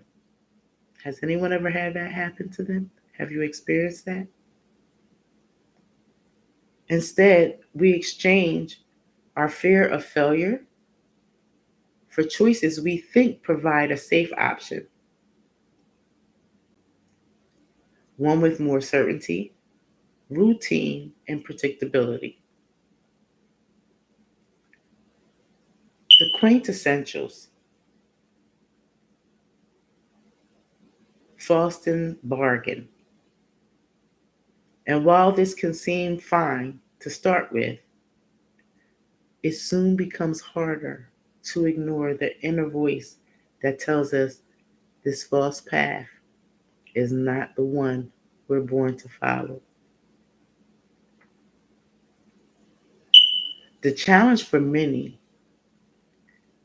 is that the mind has an incredible ability to always justify, and therefore we become experts at rationalizing our actions through wonderful sounding arguments.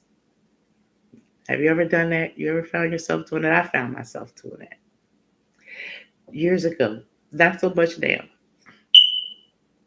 where you want to try to fit in, and I found that I wasn't meant to fit in. And guess what? You're probably not meant to fit in either. You're probably meant to just be who you are, because there's another piece of the puzzle that you belong to, just not that piece of the puzzle.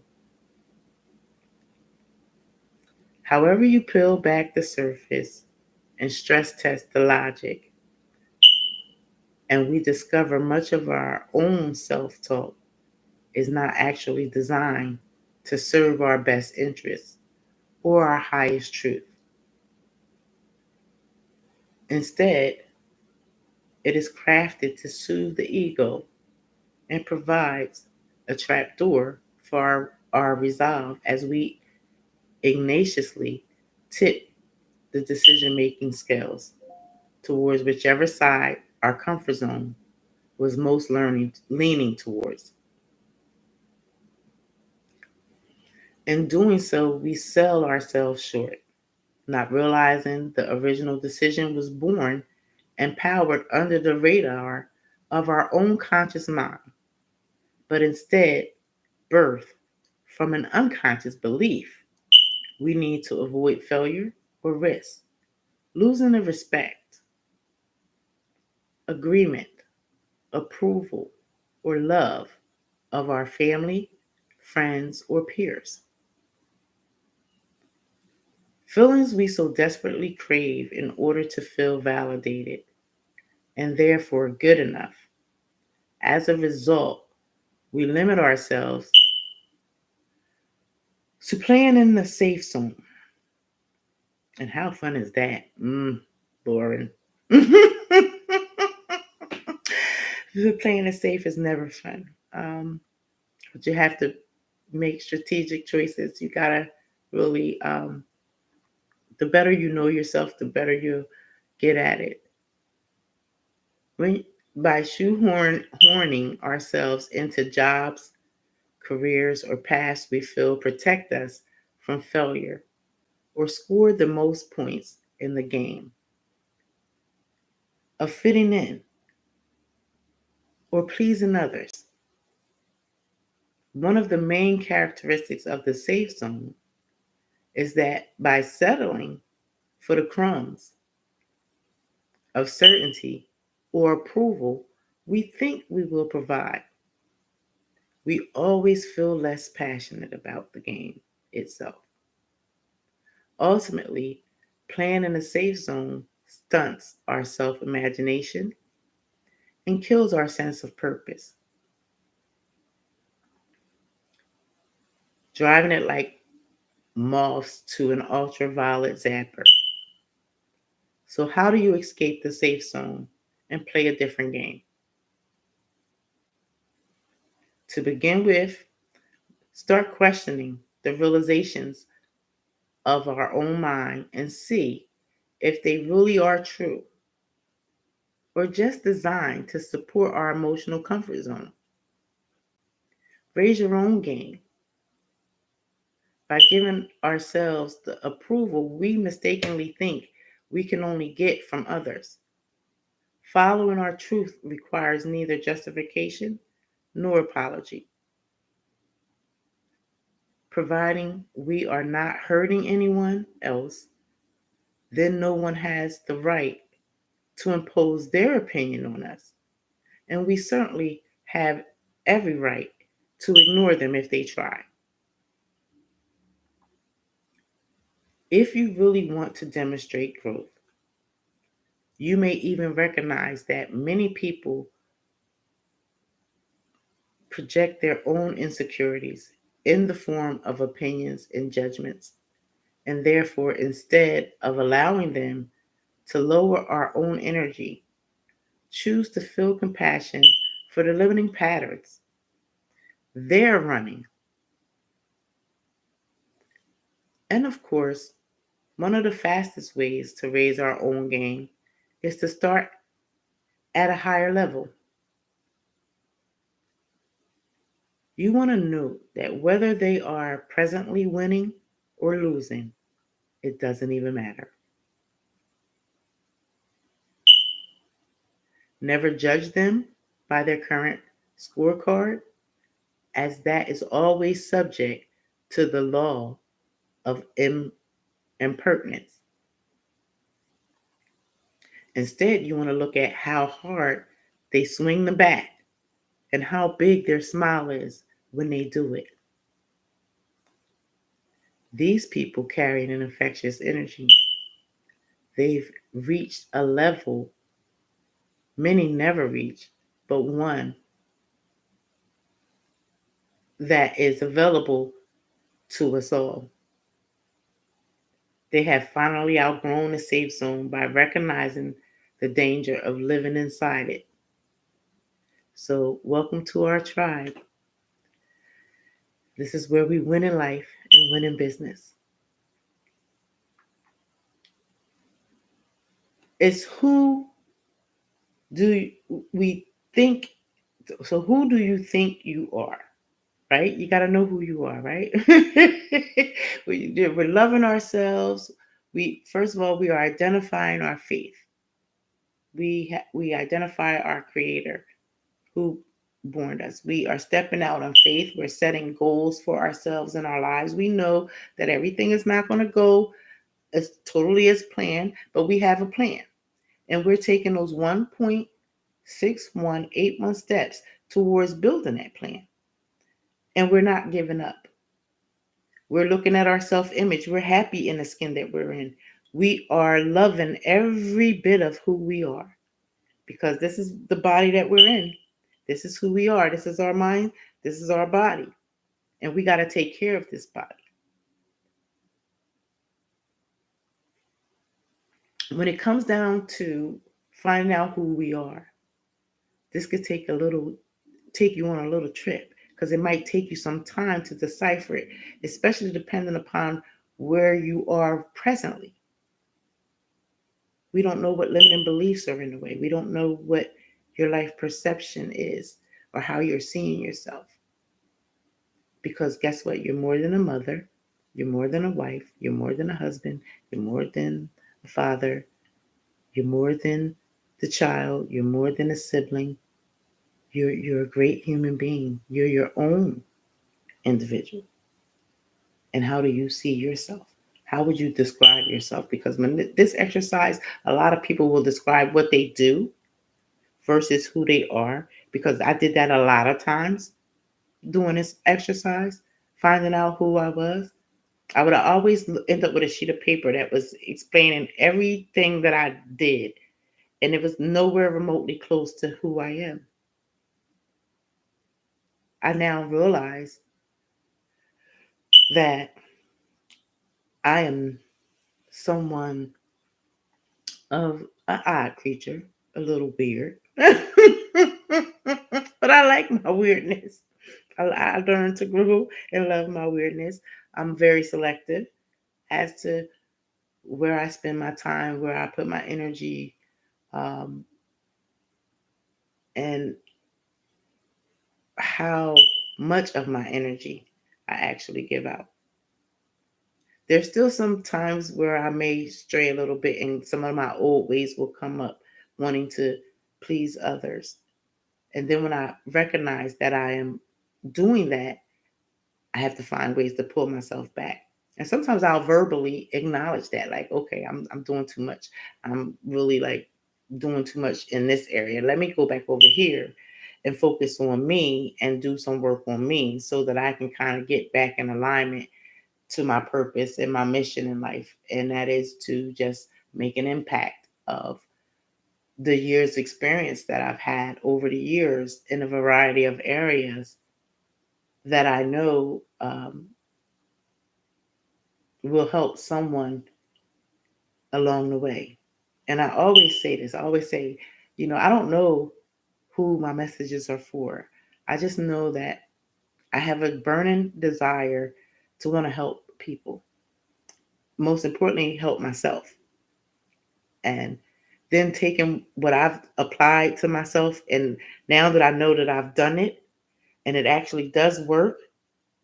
And I'm still learning new things because I'm always going to be a student of life. I think we should learn something every day, and I actually do, and I'm so grateful for it all. And as I implement the new things, I'm learning that information is meant to be shared. So I share as much information as possible, whether people want it or not. Sometimes I'm noticing that too. I need to figure out like when I got to know when to be given the information that I have. I haven't quite zoned in on that part yet, but I'll get there. Nonetheless, I still share the information because I feel like everybody is a winner. I feel like we all have the opportunity to become future millionaires. We all have the opportunity to make our lives the best life that we want to live, but it's just that we have to decide it for ourselves. And just because I decided it for myself doesn't mean that others are going to want to join me or do what I do. Um, but I know some of the things that can help a family become stronger and become better and to gain more stability and kind of help some of those waves of life that come along. Because it took me time to get there. It took me time to go through some things and experience it and realize that, you know, it was only going to get better if I got better. So I had to make sure that I got better. And even now, navigating through life storms and trying to come out and be on top, I'm still doing the things that I need to do to help me so that I don't end up, um, how do you say it, out of my mind, out of in another space, or directing energies and feelings because I have so many different feelings and emotions that can go at any time. And sometimes that comes with menopause, and sometimes it's just life. So I got to decipher which one is which. And sometimes you got to sit down and have a talk with somebody to weigh it out. And so far, I'm doing pretty well. I'm not doing anything any different than anyone else is doing. Everybody is on their journey to become better. I'm just verbalizing it and showing up and sharing what I learned over time with others. And it's up to you to pick it up. Just it's like the door is open. It's always open. It's up to you to walk through it.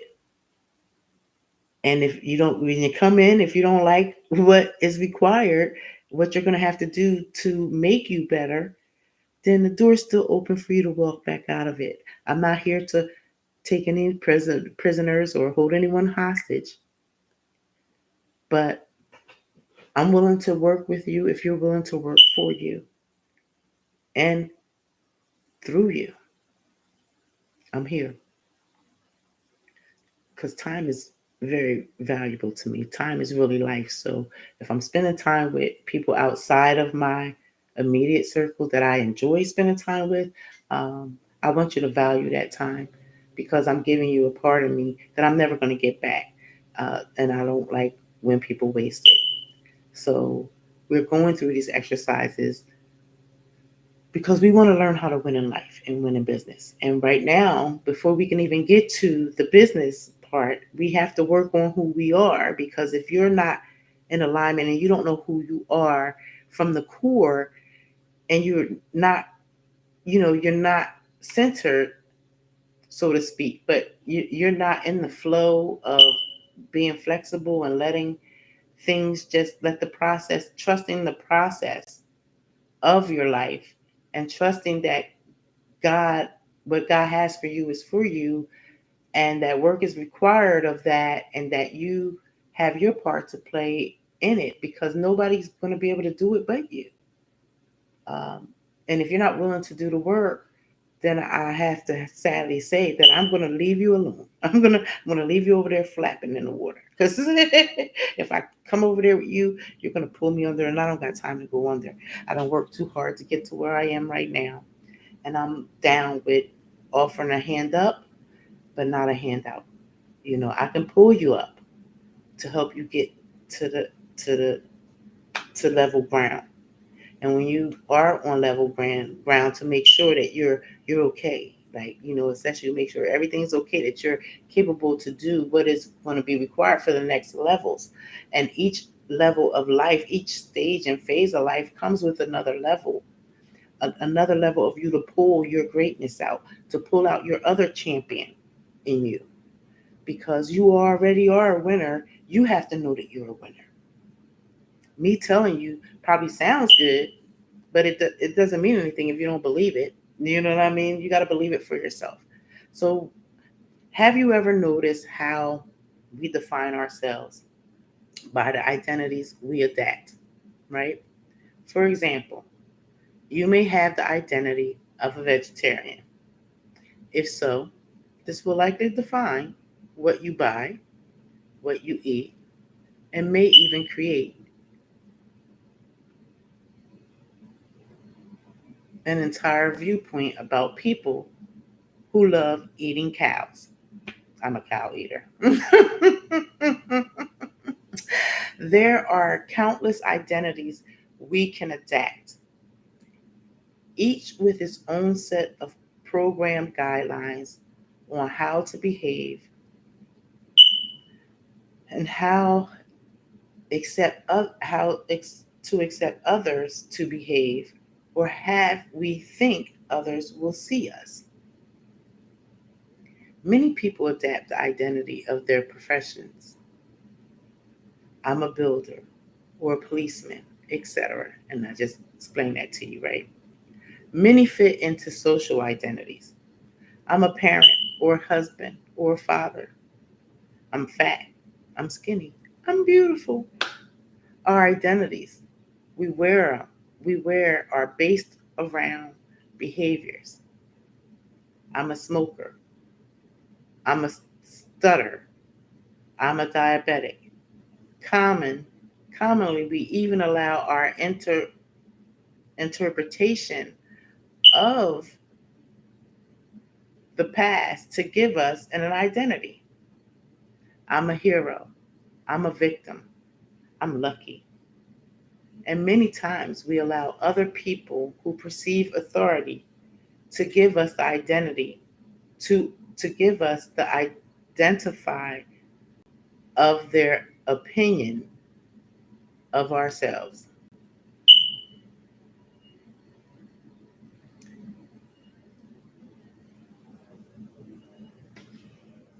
Coming up as a child, my dad would always tell me, he would say, what he say, Tia, you're pretty, but there's always somebody prettier than you, smarter than you, better than you. So just be happy being you and do your best. Get your money right, and you can have anything that you want in this life. Didn't mean that he was putting me down. He was, to me, I took it as he was keeping me humble. Um, and not allowing me to get too much above myself, because I guess as teenagers you can get above yourself when you walk around thinking cute. I was very vain as a teenager. I loved to look in the mirror. I loved to do my hair. I would put my Vaseline on 3 or 4 times a day, but I stayed in the mirror. I stayed in the mirror all the time. Not so much now, but back then I stayed in the mirror a lot. So much so my aunt was like, "One day I'm gonna walk in this room and you're gonna be on the other side of that mirror." And I laugh about that now, but I really like looking at myself. I like singing and doing all those things, so that can be looked upon as vanity um, through some people's eyes. And I guess that was something my father didn't want to raise. He didn't want to raise vain young women. He didn't want us to be the type of females that held their hands out, gimme, gimme, gimme. He wanted us to be self sufficient and self reliant, to know that we can take care of ourselves. And in order to do that, we couldn't be walking around thinking we were better than everyone else, right? Because we had to kind of understand life and people. So it was a little different from other people. Some people, when I tell this story, they be like, "Oh my God, that was terrible." Well, maybe, I don't know. Now that I'm older, I see it wasn't all that bad. It made me kind of level. I'm able to compliment my sister. I'm able to compliment my brother without feeling less than in any way. seeing us as equal, and I'm grateful for it. So, words can sometimes furnish in which swords of our self image is formed, whether it's positive and or negative.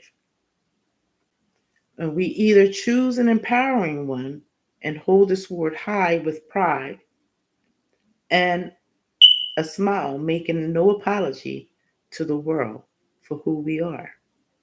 Or we drag it around behind us, bemoaning a sense of duty and obligation at the expectations the identity bestows on us. So clearly, forgetting we were the ones who chose to be who we are, just walking up to the fact that all identities, like name tags on a uniform, are only fixed Velcro and can be changed at any time. However, if we think they are stuck on with super glue, we'll never realize the truth of who we really are. If this is you, I recommend using the sword to cut the label off and be free of the limitations you've accepted. You can be who you want to be, but remember, everything that comes after the words I am is going to be a choice.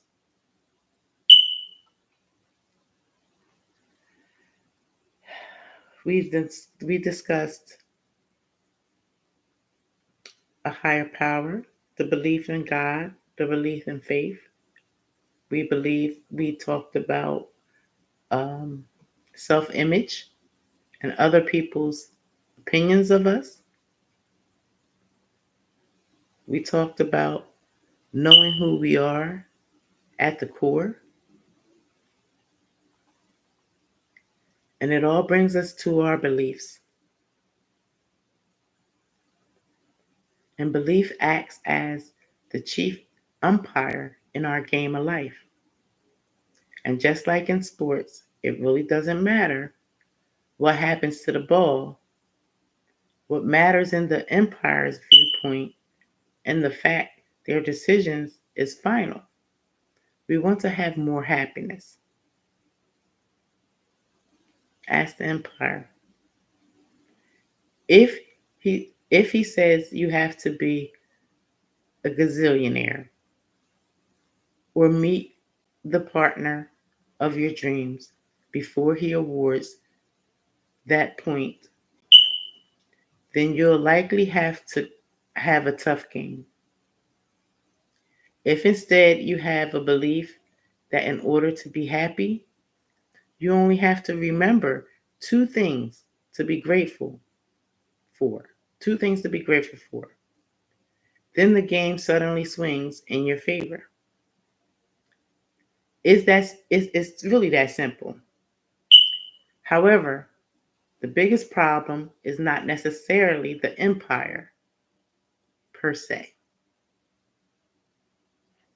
It's the fact we rarely question their authority when, as the chief employer, we have every right to do so.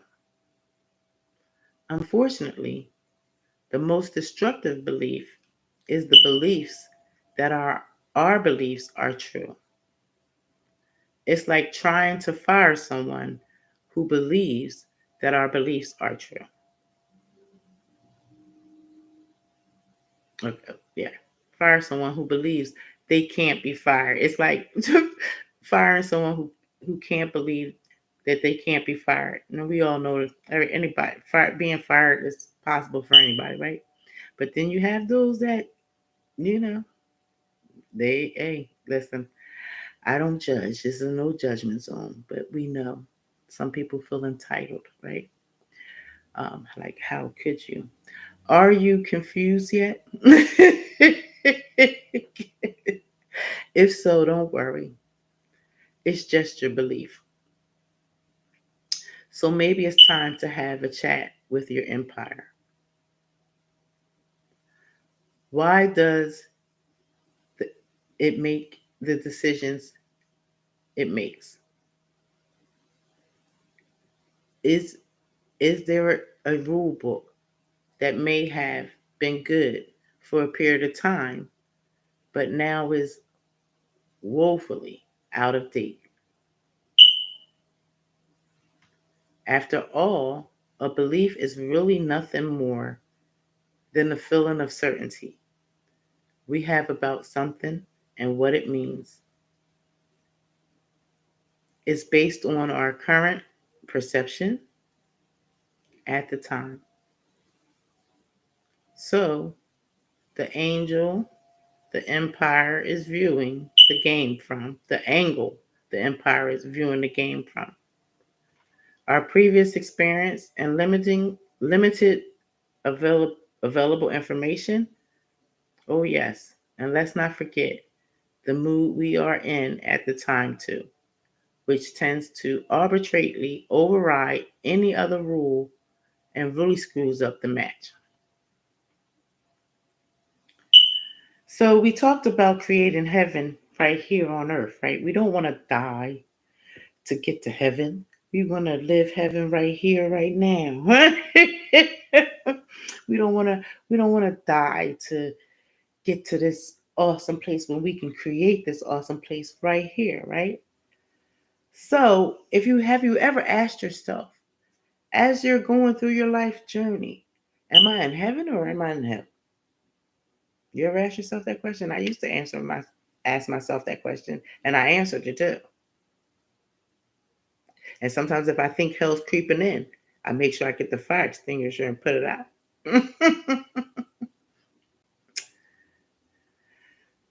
Just look at it this way. I'm going to share a story with you from a mentor of mine that talks about um, one's perception of heaven and or hell. So it states that two men sat behind prison bars. One saw mud, the other saw stars, as well as being our gatekeeper to happiness. Beliefs determine our experience in the environment we are in, way more than the environment itself.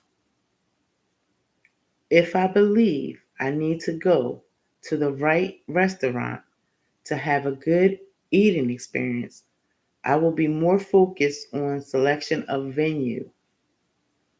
If I believe the restaurant's choice is secondary to who I'm eating with, I'll be more focused on my selection of companions.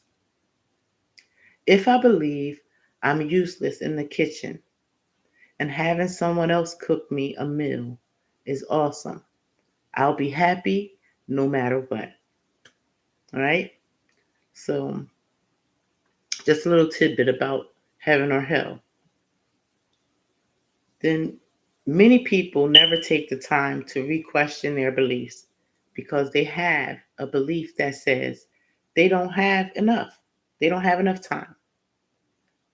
And what's interesting from an arbitrary standpoint is that the only place in the universe where time actually means anything is in the mind of a human being.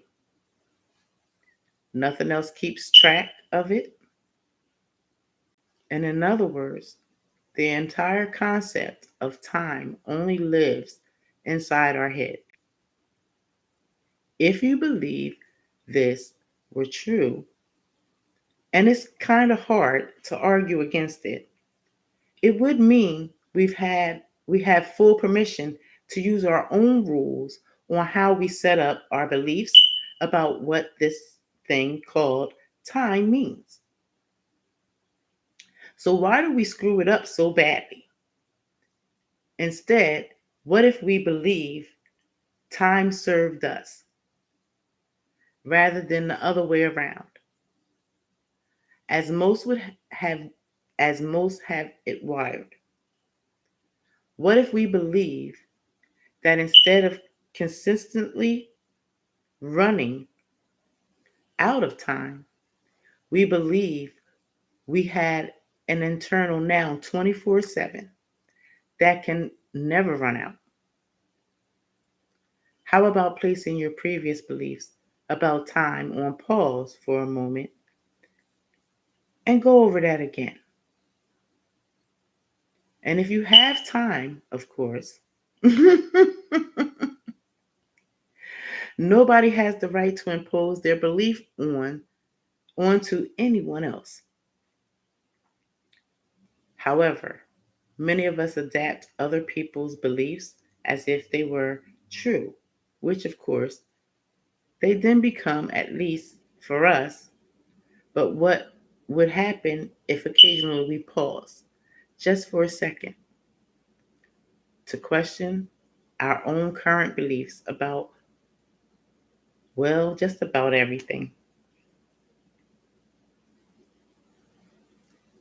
Who we are, what we are doing, what we think we are capable of, what we think we have to settle for, the people we keep in our life, the dreams we have or have let go of. My experience is that many of us are currently holding on to the same beliefs we had years ago, even though we are now very different. People, to when we adapt them and we never question them in the first place as to how they served us. As an entrepreneur, here are two of the main beliefs. Firstly, believe that if you lost everything tomorrow, materialistically, then it would be simple. It would be simply, it would simply be great, a great excuse to start again. So why do, why, so why do I believe that? Because I know my self-worth is not my net worth. I am what I am regardless of what I have, what I drive, or what I look like. I also believe that there is nothing that can happen to me in my lifetime, and I sincerely mean not a single thing. Excuse me. Excuse me. Oh boy. Oh God, excuse me. Um, and I seriously believe not a single thing, that there's nothing. Well, okay. Sorry, guys. It's nothing that can happen to me in my lifetime. And I sincerely mean not a single thing. And this is so true. Even though I'm reading this to you, I can read it to you, but I feel it in my heart now that I know that I know that I know. I sincerely mean not a single thing that I cannot learn from or be empowered by in some way. Another belief that can change a life in a heartbeat is knowing that you already are that which you seek you most. You see, by believing this, you are free to go get the things you say you would like: better relationships, more money, flashy cars, if that's your thing, a bigger house, etc. Just as common examples, without needing what you think you'll get by having them.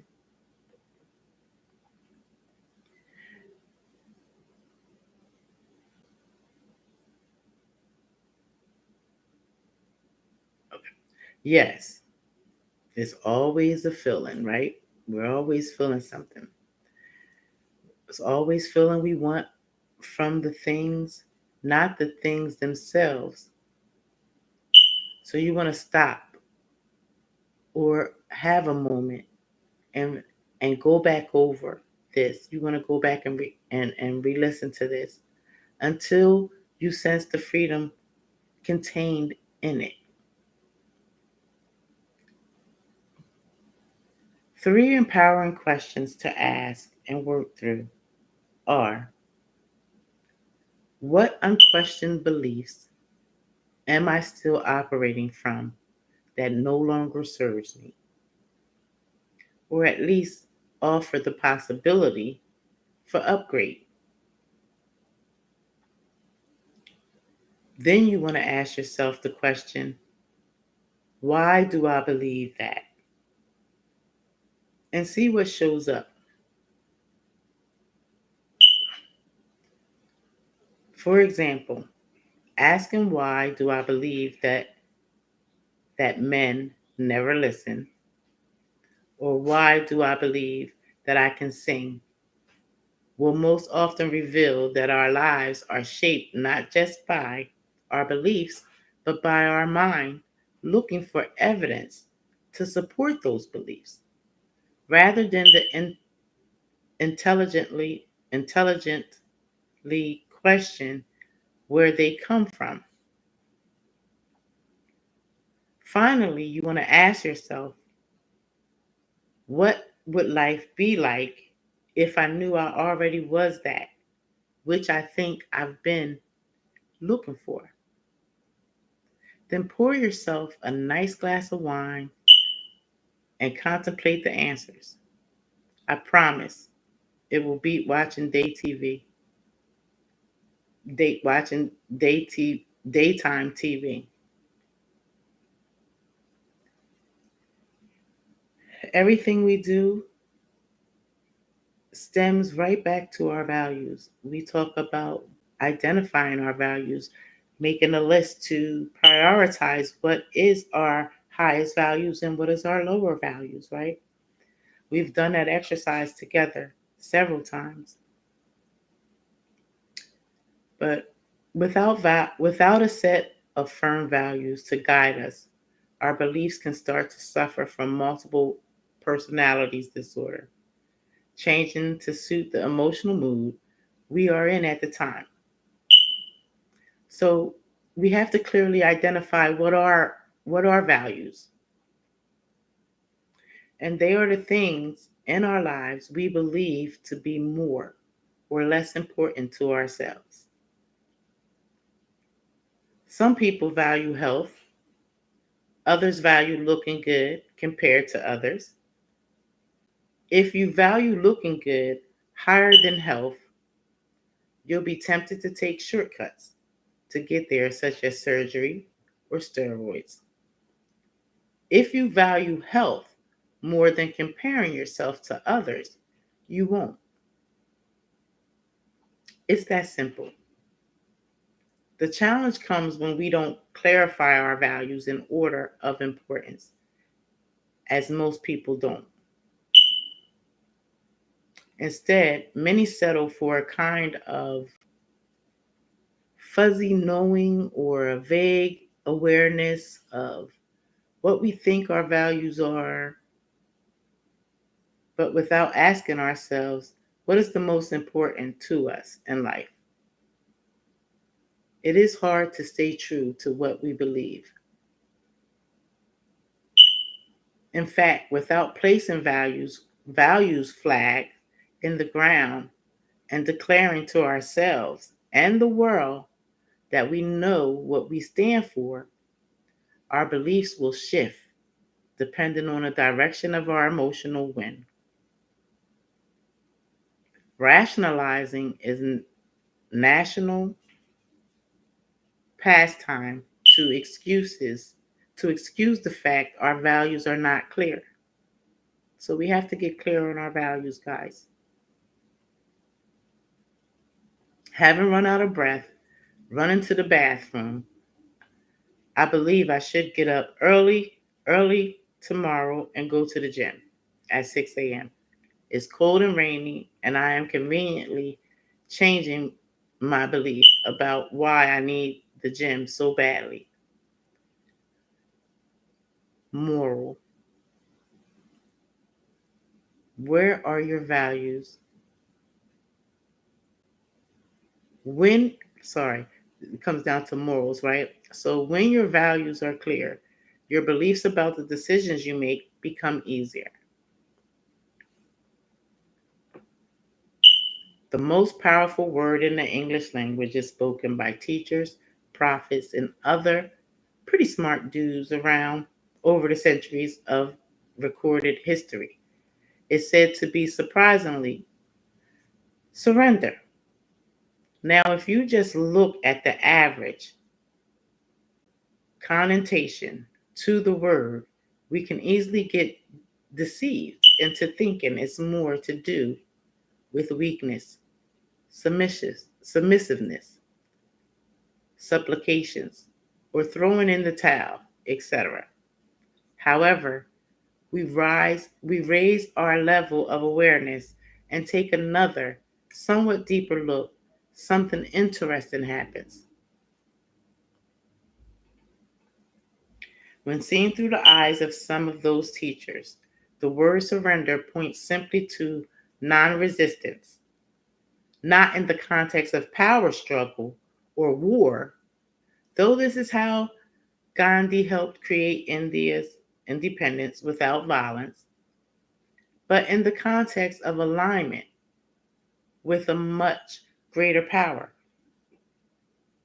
Clearly, the arguments around the labels we put on the power, i.e., God, nature, creation, infinite intelligence, or my personal favorite, as a Star Wars fan, the Force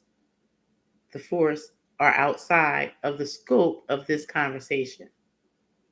Though I think I can help but sneak in the comment that the biggest travesty of humanity, in my opinion, is we argue, alienate, and even go to war and kill each other over whose label for personification of love, God, just happens to be right. Absurd. And we talked about that. Anyway, as I said, that is a separate conversation. Back to the power of surrender. Because if you get this, and I mean really get it, it can be a transformation for your life. As the great teachers were alluding to, Einstein said it this way: the most powerful question a person can ask in their lifetime is whether or not they live in a just universe, meaning we either buy into the fact that there is a bigger picture and a grand design, or we don't. For those that don't, or don't have the time because they're too busy resisting,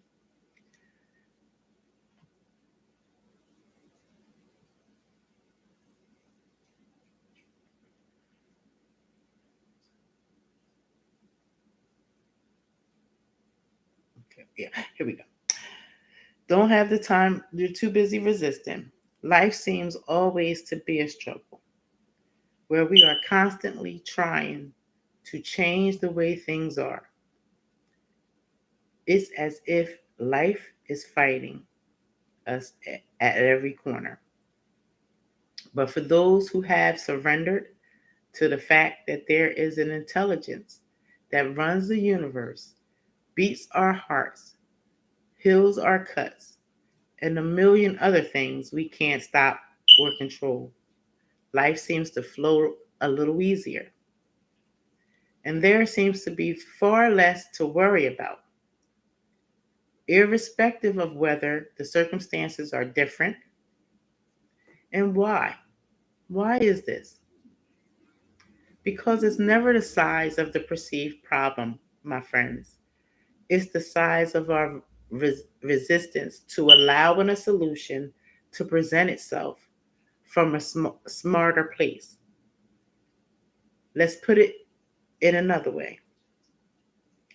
The more one fights reality, the more often reality tends to win. So instead of fighting, Try surrendering to the belief that no matter what happens, life is looking after us and everything is going according to the plan. And more importantly, that it's okay for that plan to be outside of our current rules as to how we think it should unfold. Once we surrender at this level as to how we think it should be, as to how we think it should unfold, once we surrender at this level, we may just notice that our stress levels go down, our sense of power goes up, and those things we call circumstances start to conspire in our favor. So, anyone can survive adversity. If you really want to test someone's character, give them power.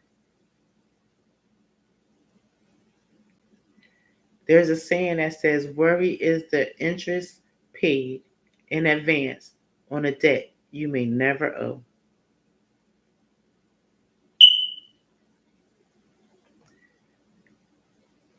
So when we're talking about values, we're looking at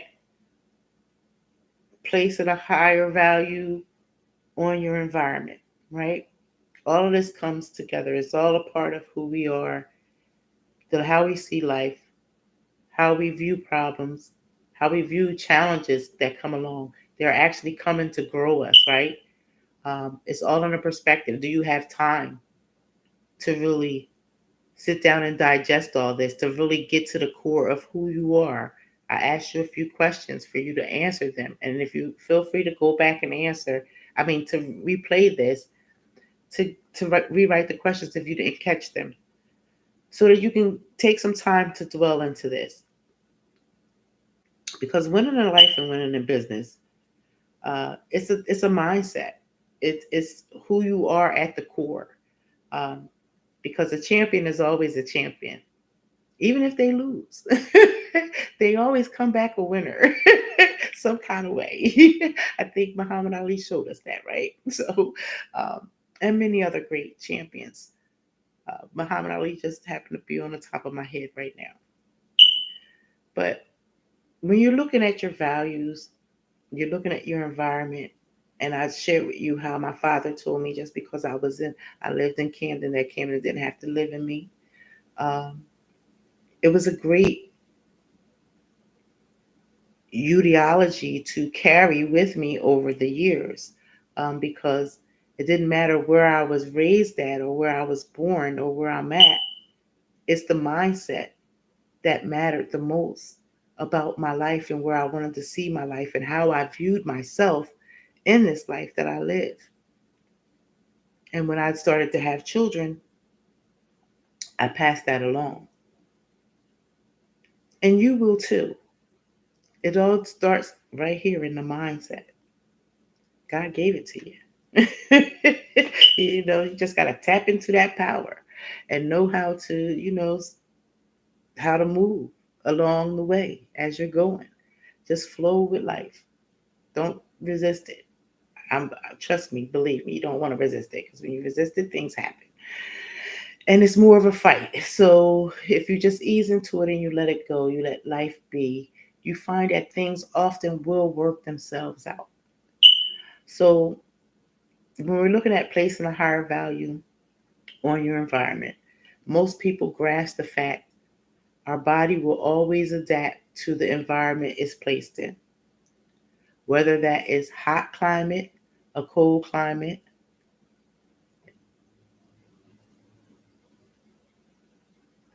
environments is placed in. Okay, cold climate, the gym, or McDonald's.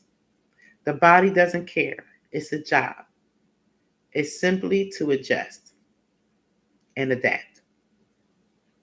It's a beautiful piece of evolutionary law that is hardwired into our DNA. However, most people are oblivious to the fact the mind follows the exact same law. At an unconscious level or thought, patterns and habits are constantly adapting and adjusting to the patterns and habits, match the level of input from our immediate environment. So, just like a baby will quickly learn the native language of his parents, whether they are English or Chinese, they are many common phrases that announce this. You become the average of the five people you spend the most time with. And that was Jim Rohn's famous quote. Or the class or the classic Dan Panna, show me your friends and I'll show you your future. This then allows us the gift of choice, meaning rather than fight the flow of the current of the river you are in, simply switch to a river that takes you to where you want to go. Put simply, if you hang out with 9 people who use recreational drugs, sit on a couch, and eat junk food while talking about why life is unfair, you're likely going to drift towards becoming the 10th, no matter how hard you try to swim in a different direction. But if you hang out with the 9 motivating, go getting, positive individuals who talk about all the exciting opportunities of life and how you can realize them, you're likely going to become the 10th. It can literally be that simple. So set yourself up to win and release that one of the fastest and easiest ways to change your life, to, to change your peer group. Of course, one should always be mindful of avoiding the ego trap here too. It's not about it's not about saying they are not good enough to be in my circle as I am so much better than they are. If you catch yourself thinking or saying this, then you're really in the same place.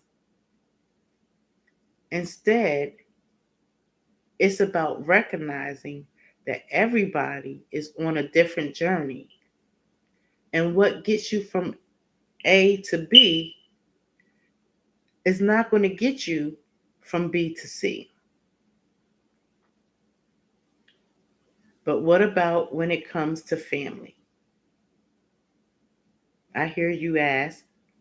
Yes, this can be a tough one, as those cards are somewhat pre-dealt, they're pre-dealt and are hard to change as much as some would like to. In that case, all we can do is play the hand we have and love our family, but choose our friends.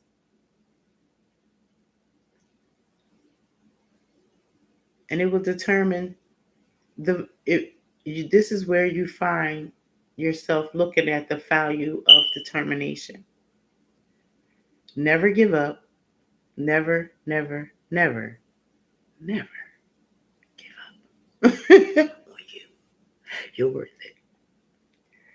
If there was one skill, one quality, one character trait that has been responsible for one human progress than any other, it is determination. Determination is the carbon and steel that turns dreams into reality. The ability to snatch a victory from the jaws of defeat. People who are determined don't worry about how they are going to achieve their goals. They know that when they are fully determined, the how shows up. Those who have cultivated the skill of determination know that inspiration follows action, never the other way. They recognize the majority of the population are nothing more than optimists, triers,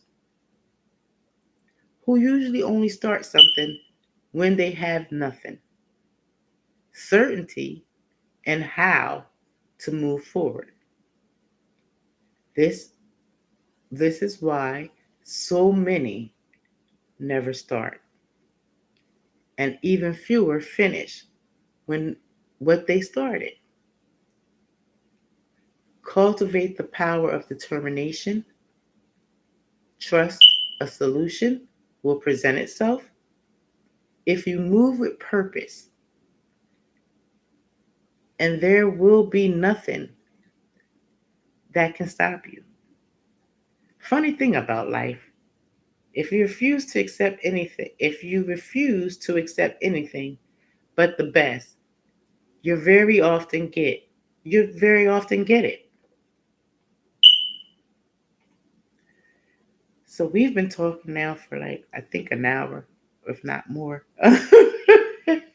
So we're going to come back to this as we're going to continue this series. Um, I think this is a good way for us to start reconnecting back again, um, and really honing in. Now we can really work on how to win in life, win in business. And as you're doing the work, you can decide for yourself if it's for you, um, because it's not for everybody. And the faster that you can realize that for yourself, the better it is for everyone, right? Because winning in life and winning in business is about putting in the work, having a commitment, make it first of all, it's about making a decision that you want better for your life. First of all, you have to see that you want better for your life. You have to determine that.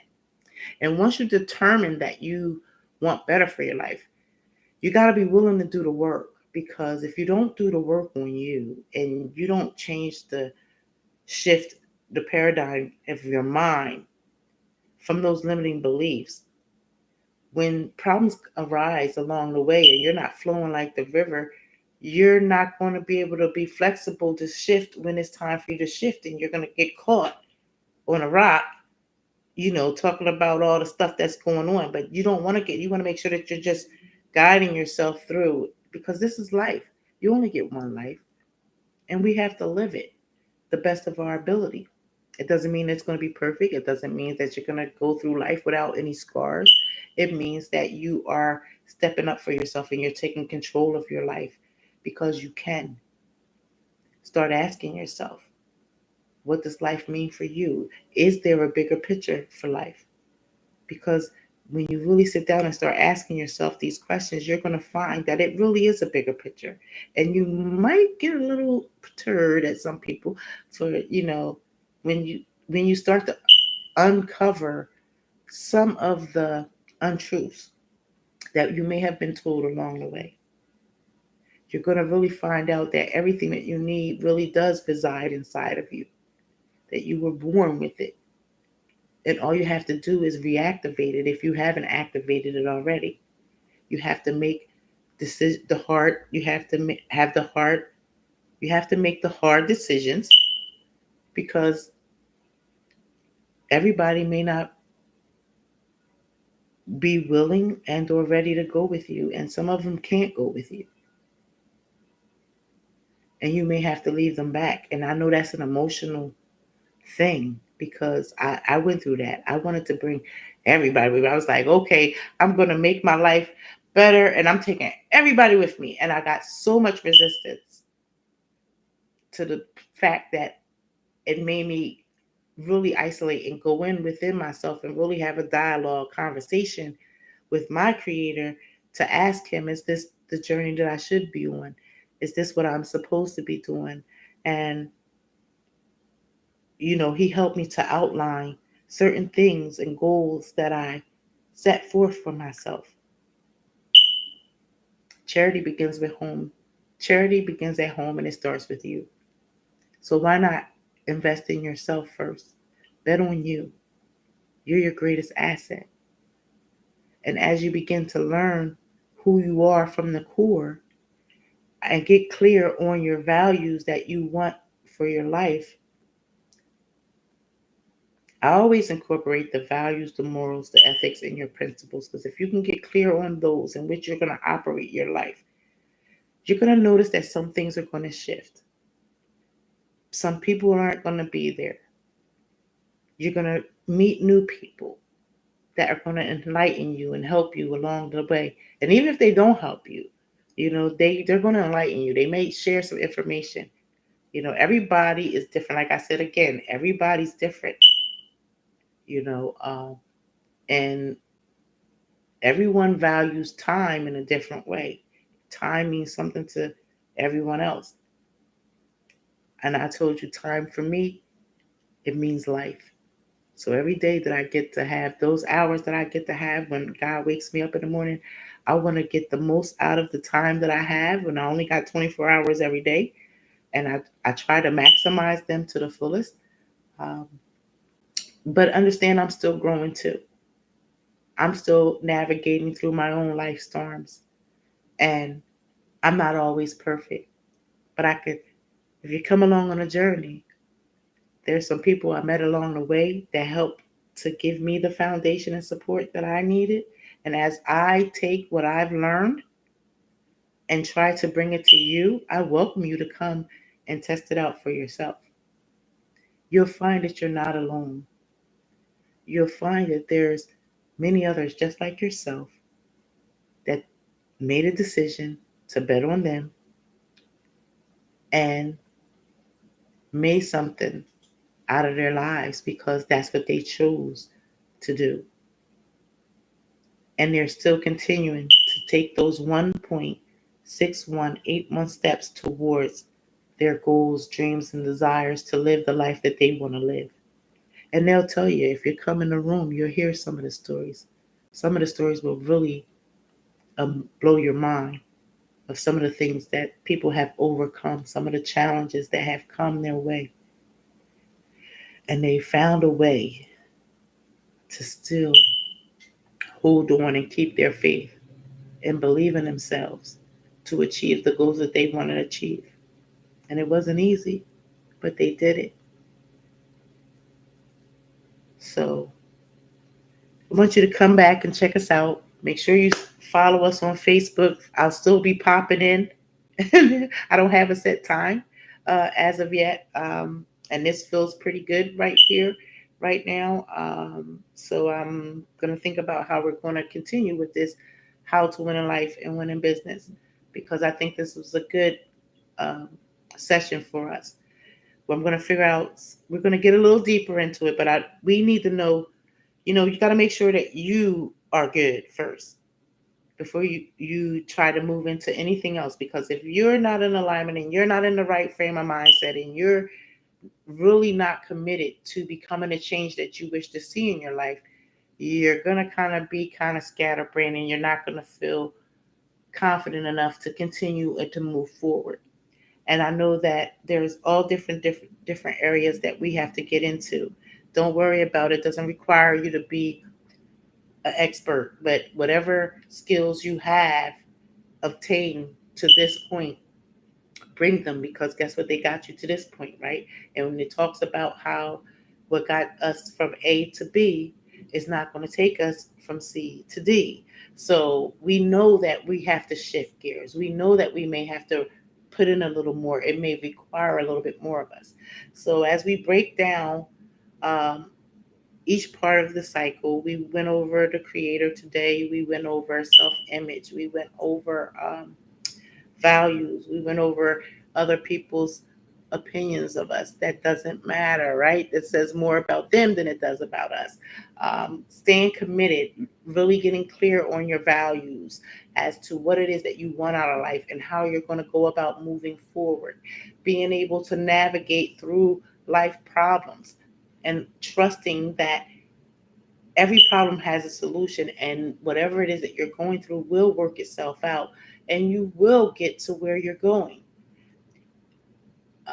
I like to say that it's consistency, and when you're committed, when you can see the vision for your life, and once you get on the path, for me, it's one that I can't give up at this point because it's better than anything that I've ever done in my whole life. It's also the hardest thing that I've ever done in my life, but in the sense that having to adapt to a new environment, adapt to different ways of doing things, a whole different concept, the 80-20 rule, it's amazing. And the compoundedness interest over time, and actually seeing the metrics and how it works. But we're going to get into the business part, but I want to get into the life part first because we are uh, biological beings. We're made up biologically of cells, tissues, and organs. And even those cells, tissues, and organs have a system in which they run and operate for us to do what we do. So we need to understand that. And then after we get through this phase, we're going to get into the real meat and potatoes of it and start looking at what is our relationship around, what is our association with money, what is our association with wealth, what is our association with rich people, and some other questions we're going to work our way through together. Feel free to answer them. And there will be handouts, there will be things that we're going to be giving away as we get more into this. So, because you need the tools to help you to look at, as you're stepping each way, because that's going to help you to stay focused on your goals, your values, your morals, values, and principles in which you're governing your life at. Because winning in life and winning business is all about winners. And you win from that moment that you wake up, the moment that you take your first breath every morning, that moment that when you feel yourself jump into your body, and it doesn't matter what time you wake up, 3, 4, 5 in the morning, 6, 7, 8, whenever you wake up, because see, I've learned that it depends on your wake up time, sometimes depends on the time you go to bed. But if you're motivated about where you're going and you've got that drive, it doesn't matter what time you go to bed, you're going to wake up at the same time every morning and get going to do what you need to do. Because when you're building something, it's very exciting.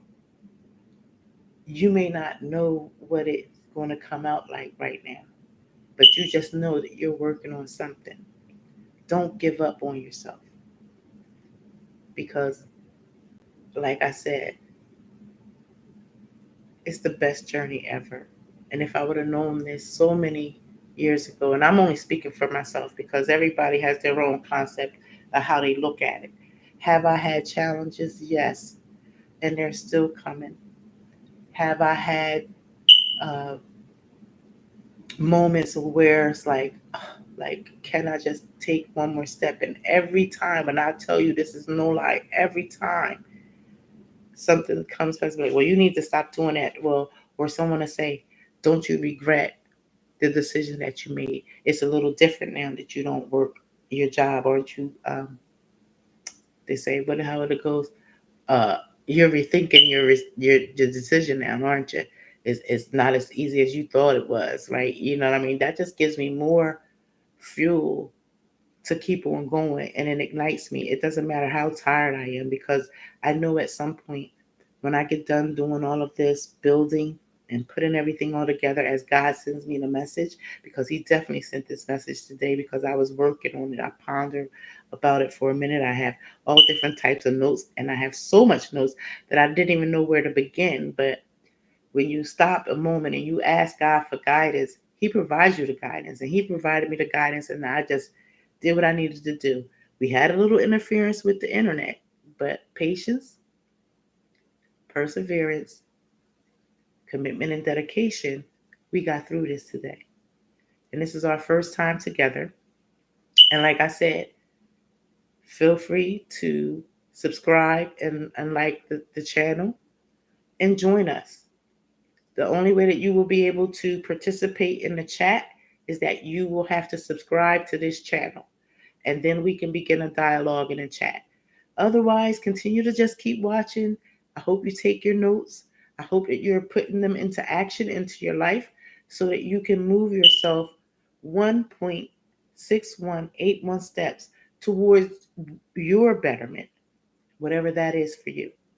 So, with that being said, as always, you were born a winner from the time you were conceived in your mother's womb, and you were born with all that you need to make your life a success. Have a wonderful, blessed, amazing weekend, everyone. Um, and I'll see you guys. I'll think I'll put up a schedule or just look for me to pop in. How about that? Let's not even have a regulated schedule because right now, the way my life is set up is not quite yet a schedule. So I'm doing what I need to do, and I'm going to keep on doing what I know I is a must to do for me to get to where I'm going. So have a wonderful, blessed weekend. And thank you all so much for your time. If you gave me your time today, because I can't see who tuned in or who didn't tune in. Um, but your presence is truly a blessing because if you gave me almost 2 hours of your time, I believe it is like maybe 2 or 3 hours of your time. Thank you because time is the one thing that I cannot give you back. So I hope I provided you much value today that you could take away with you and start implementing into your life right now as soon as we end this. Have a blessed weekend, everyone. Bye bye.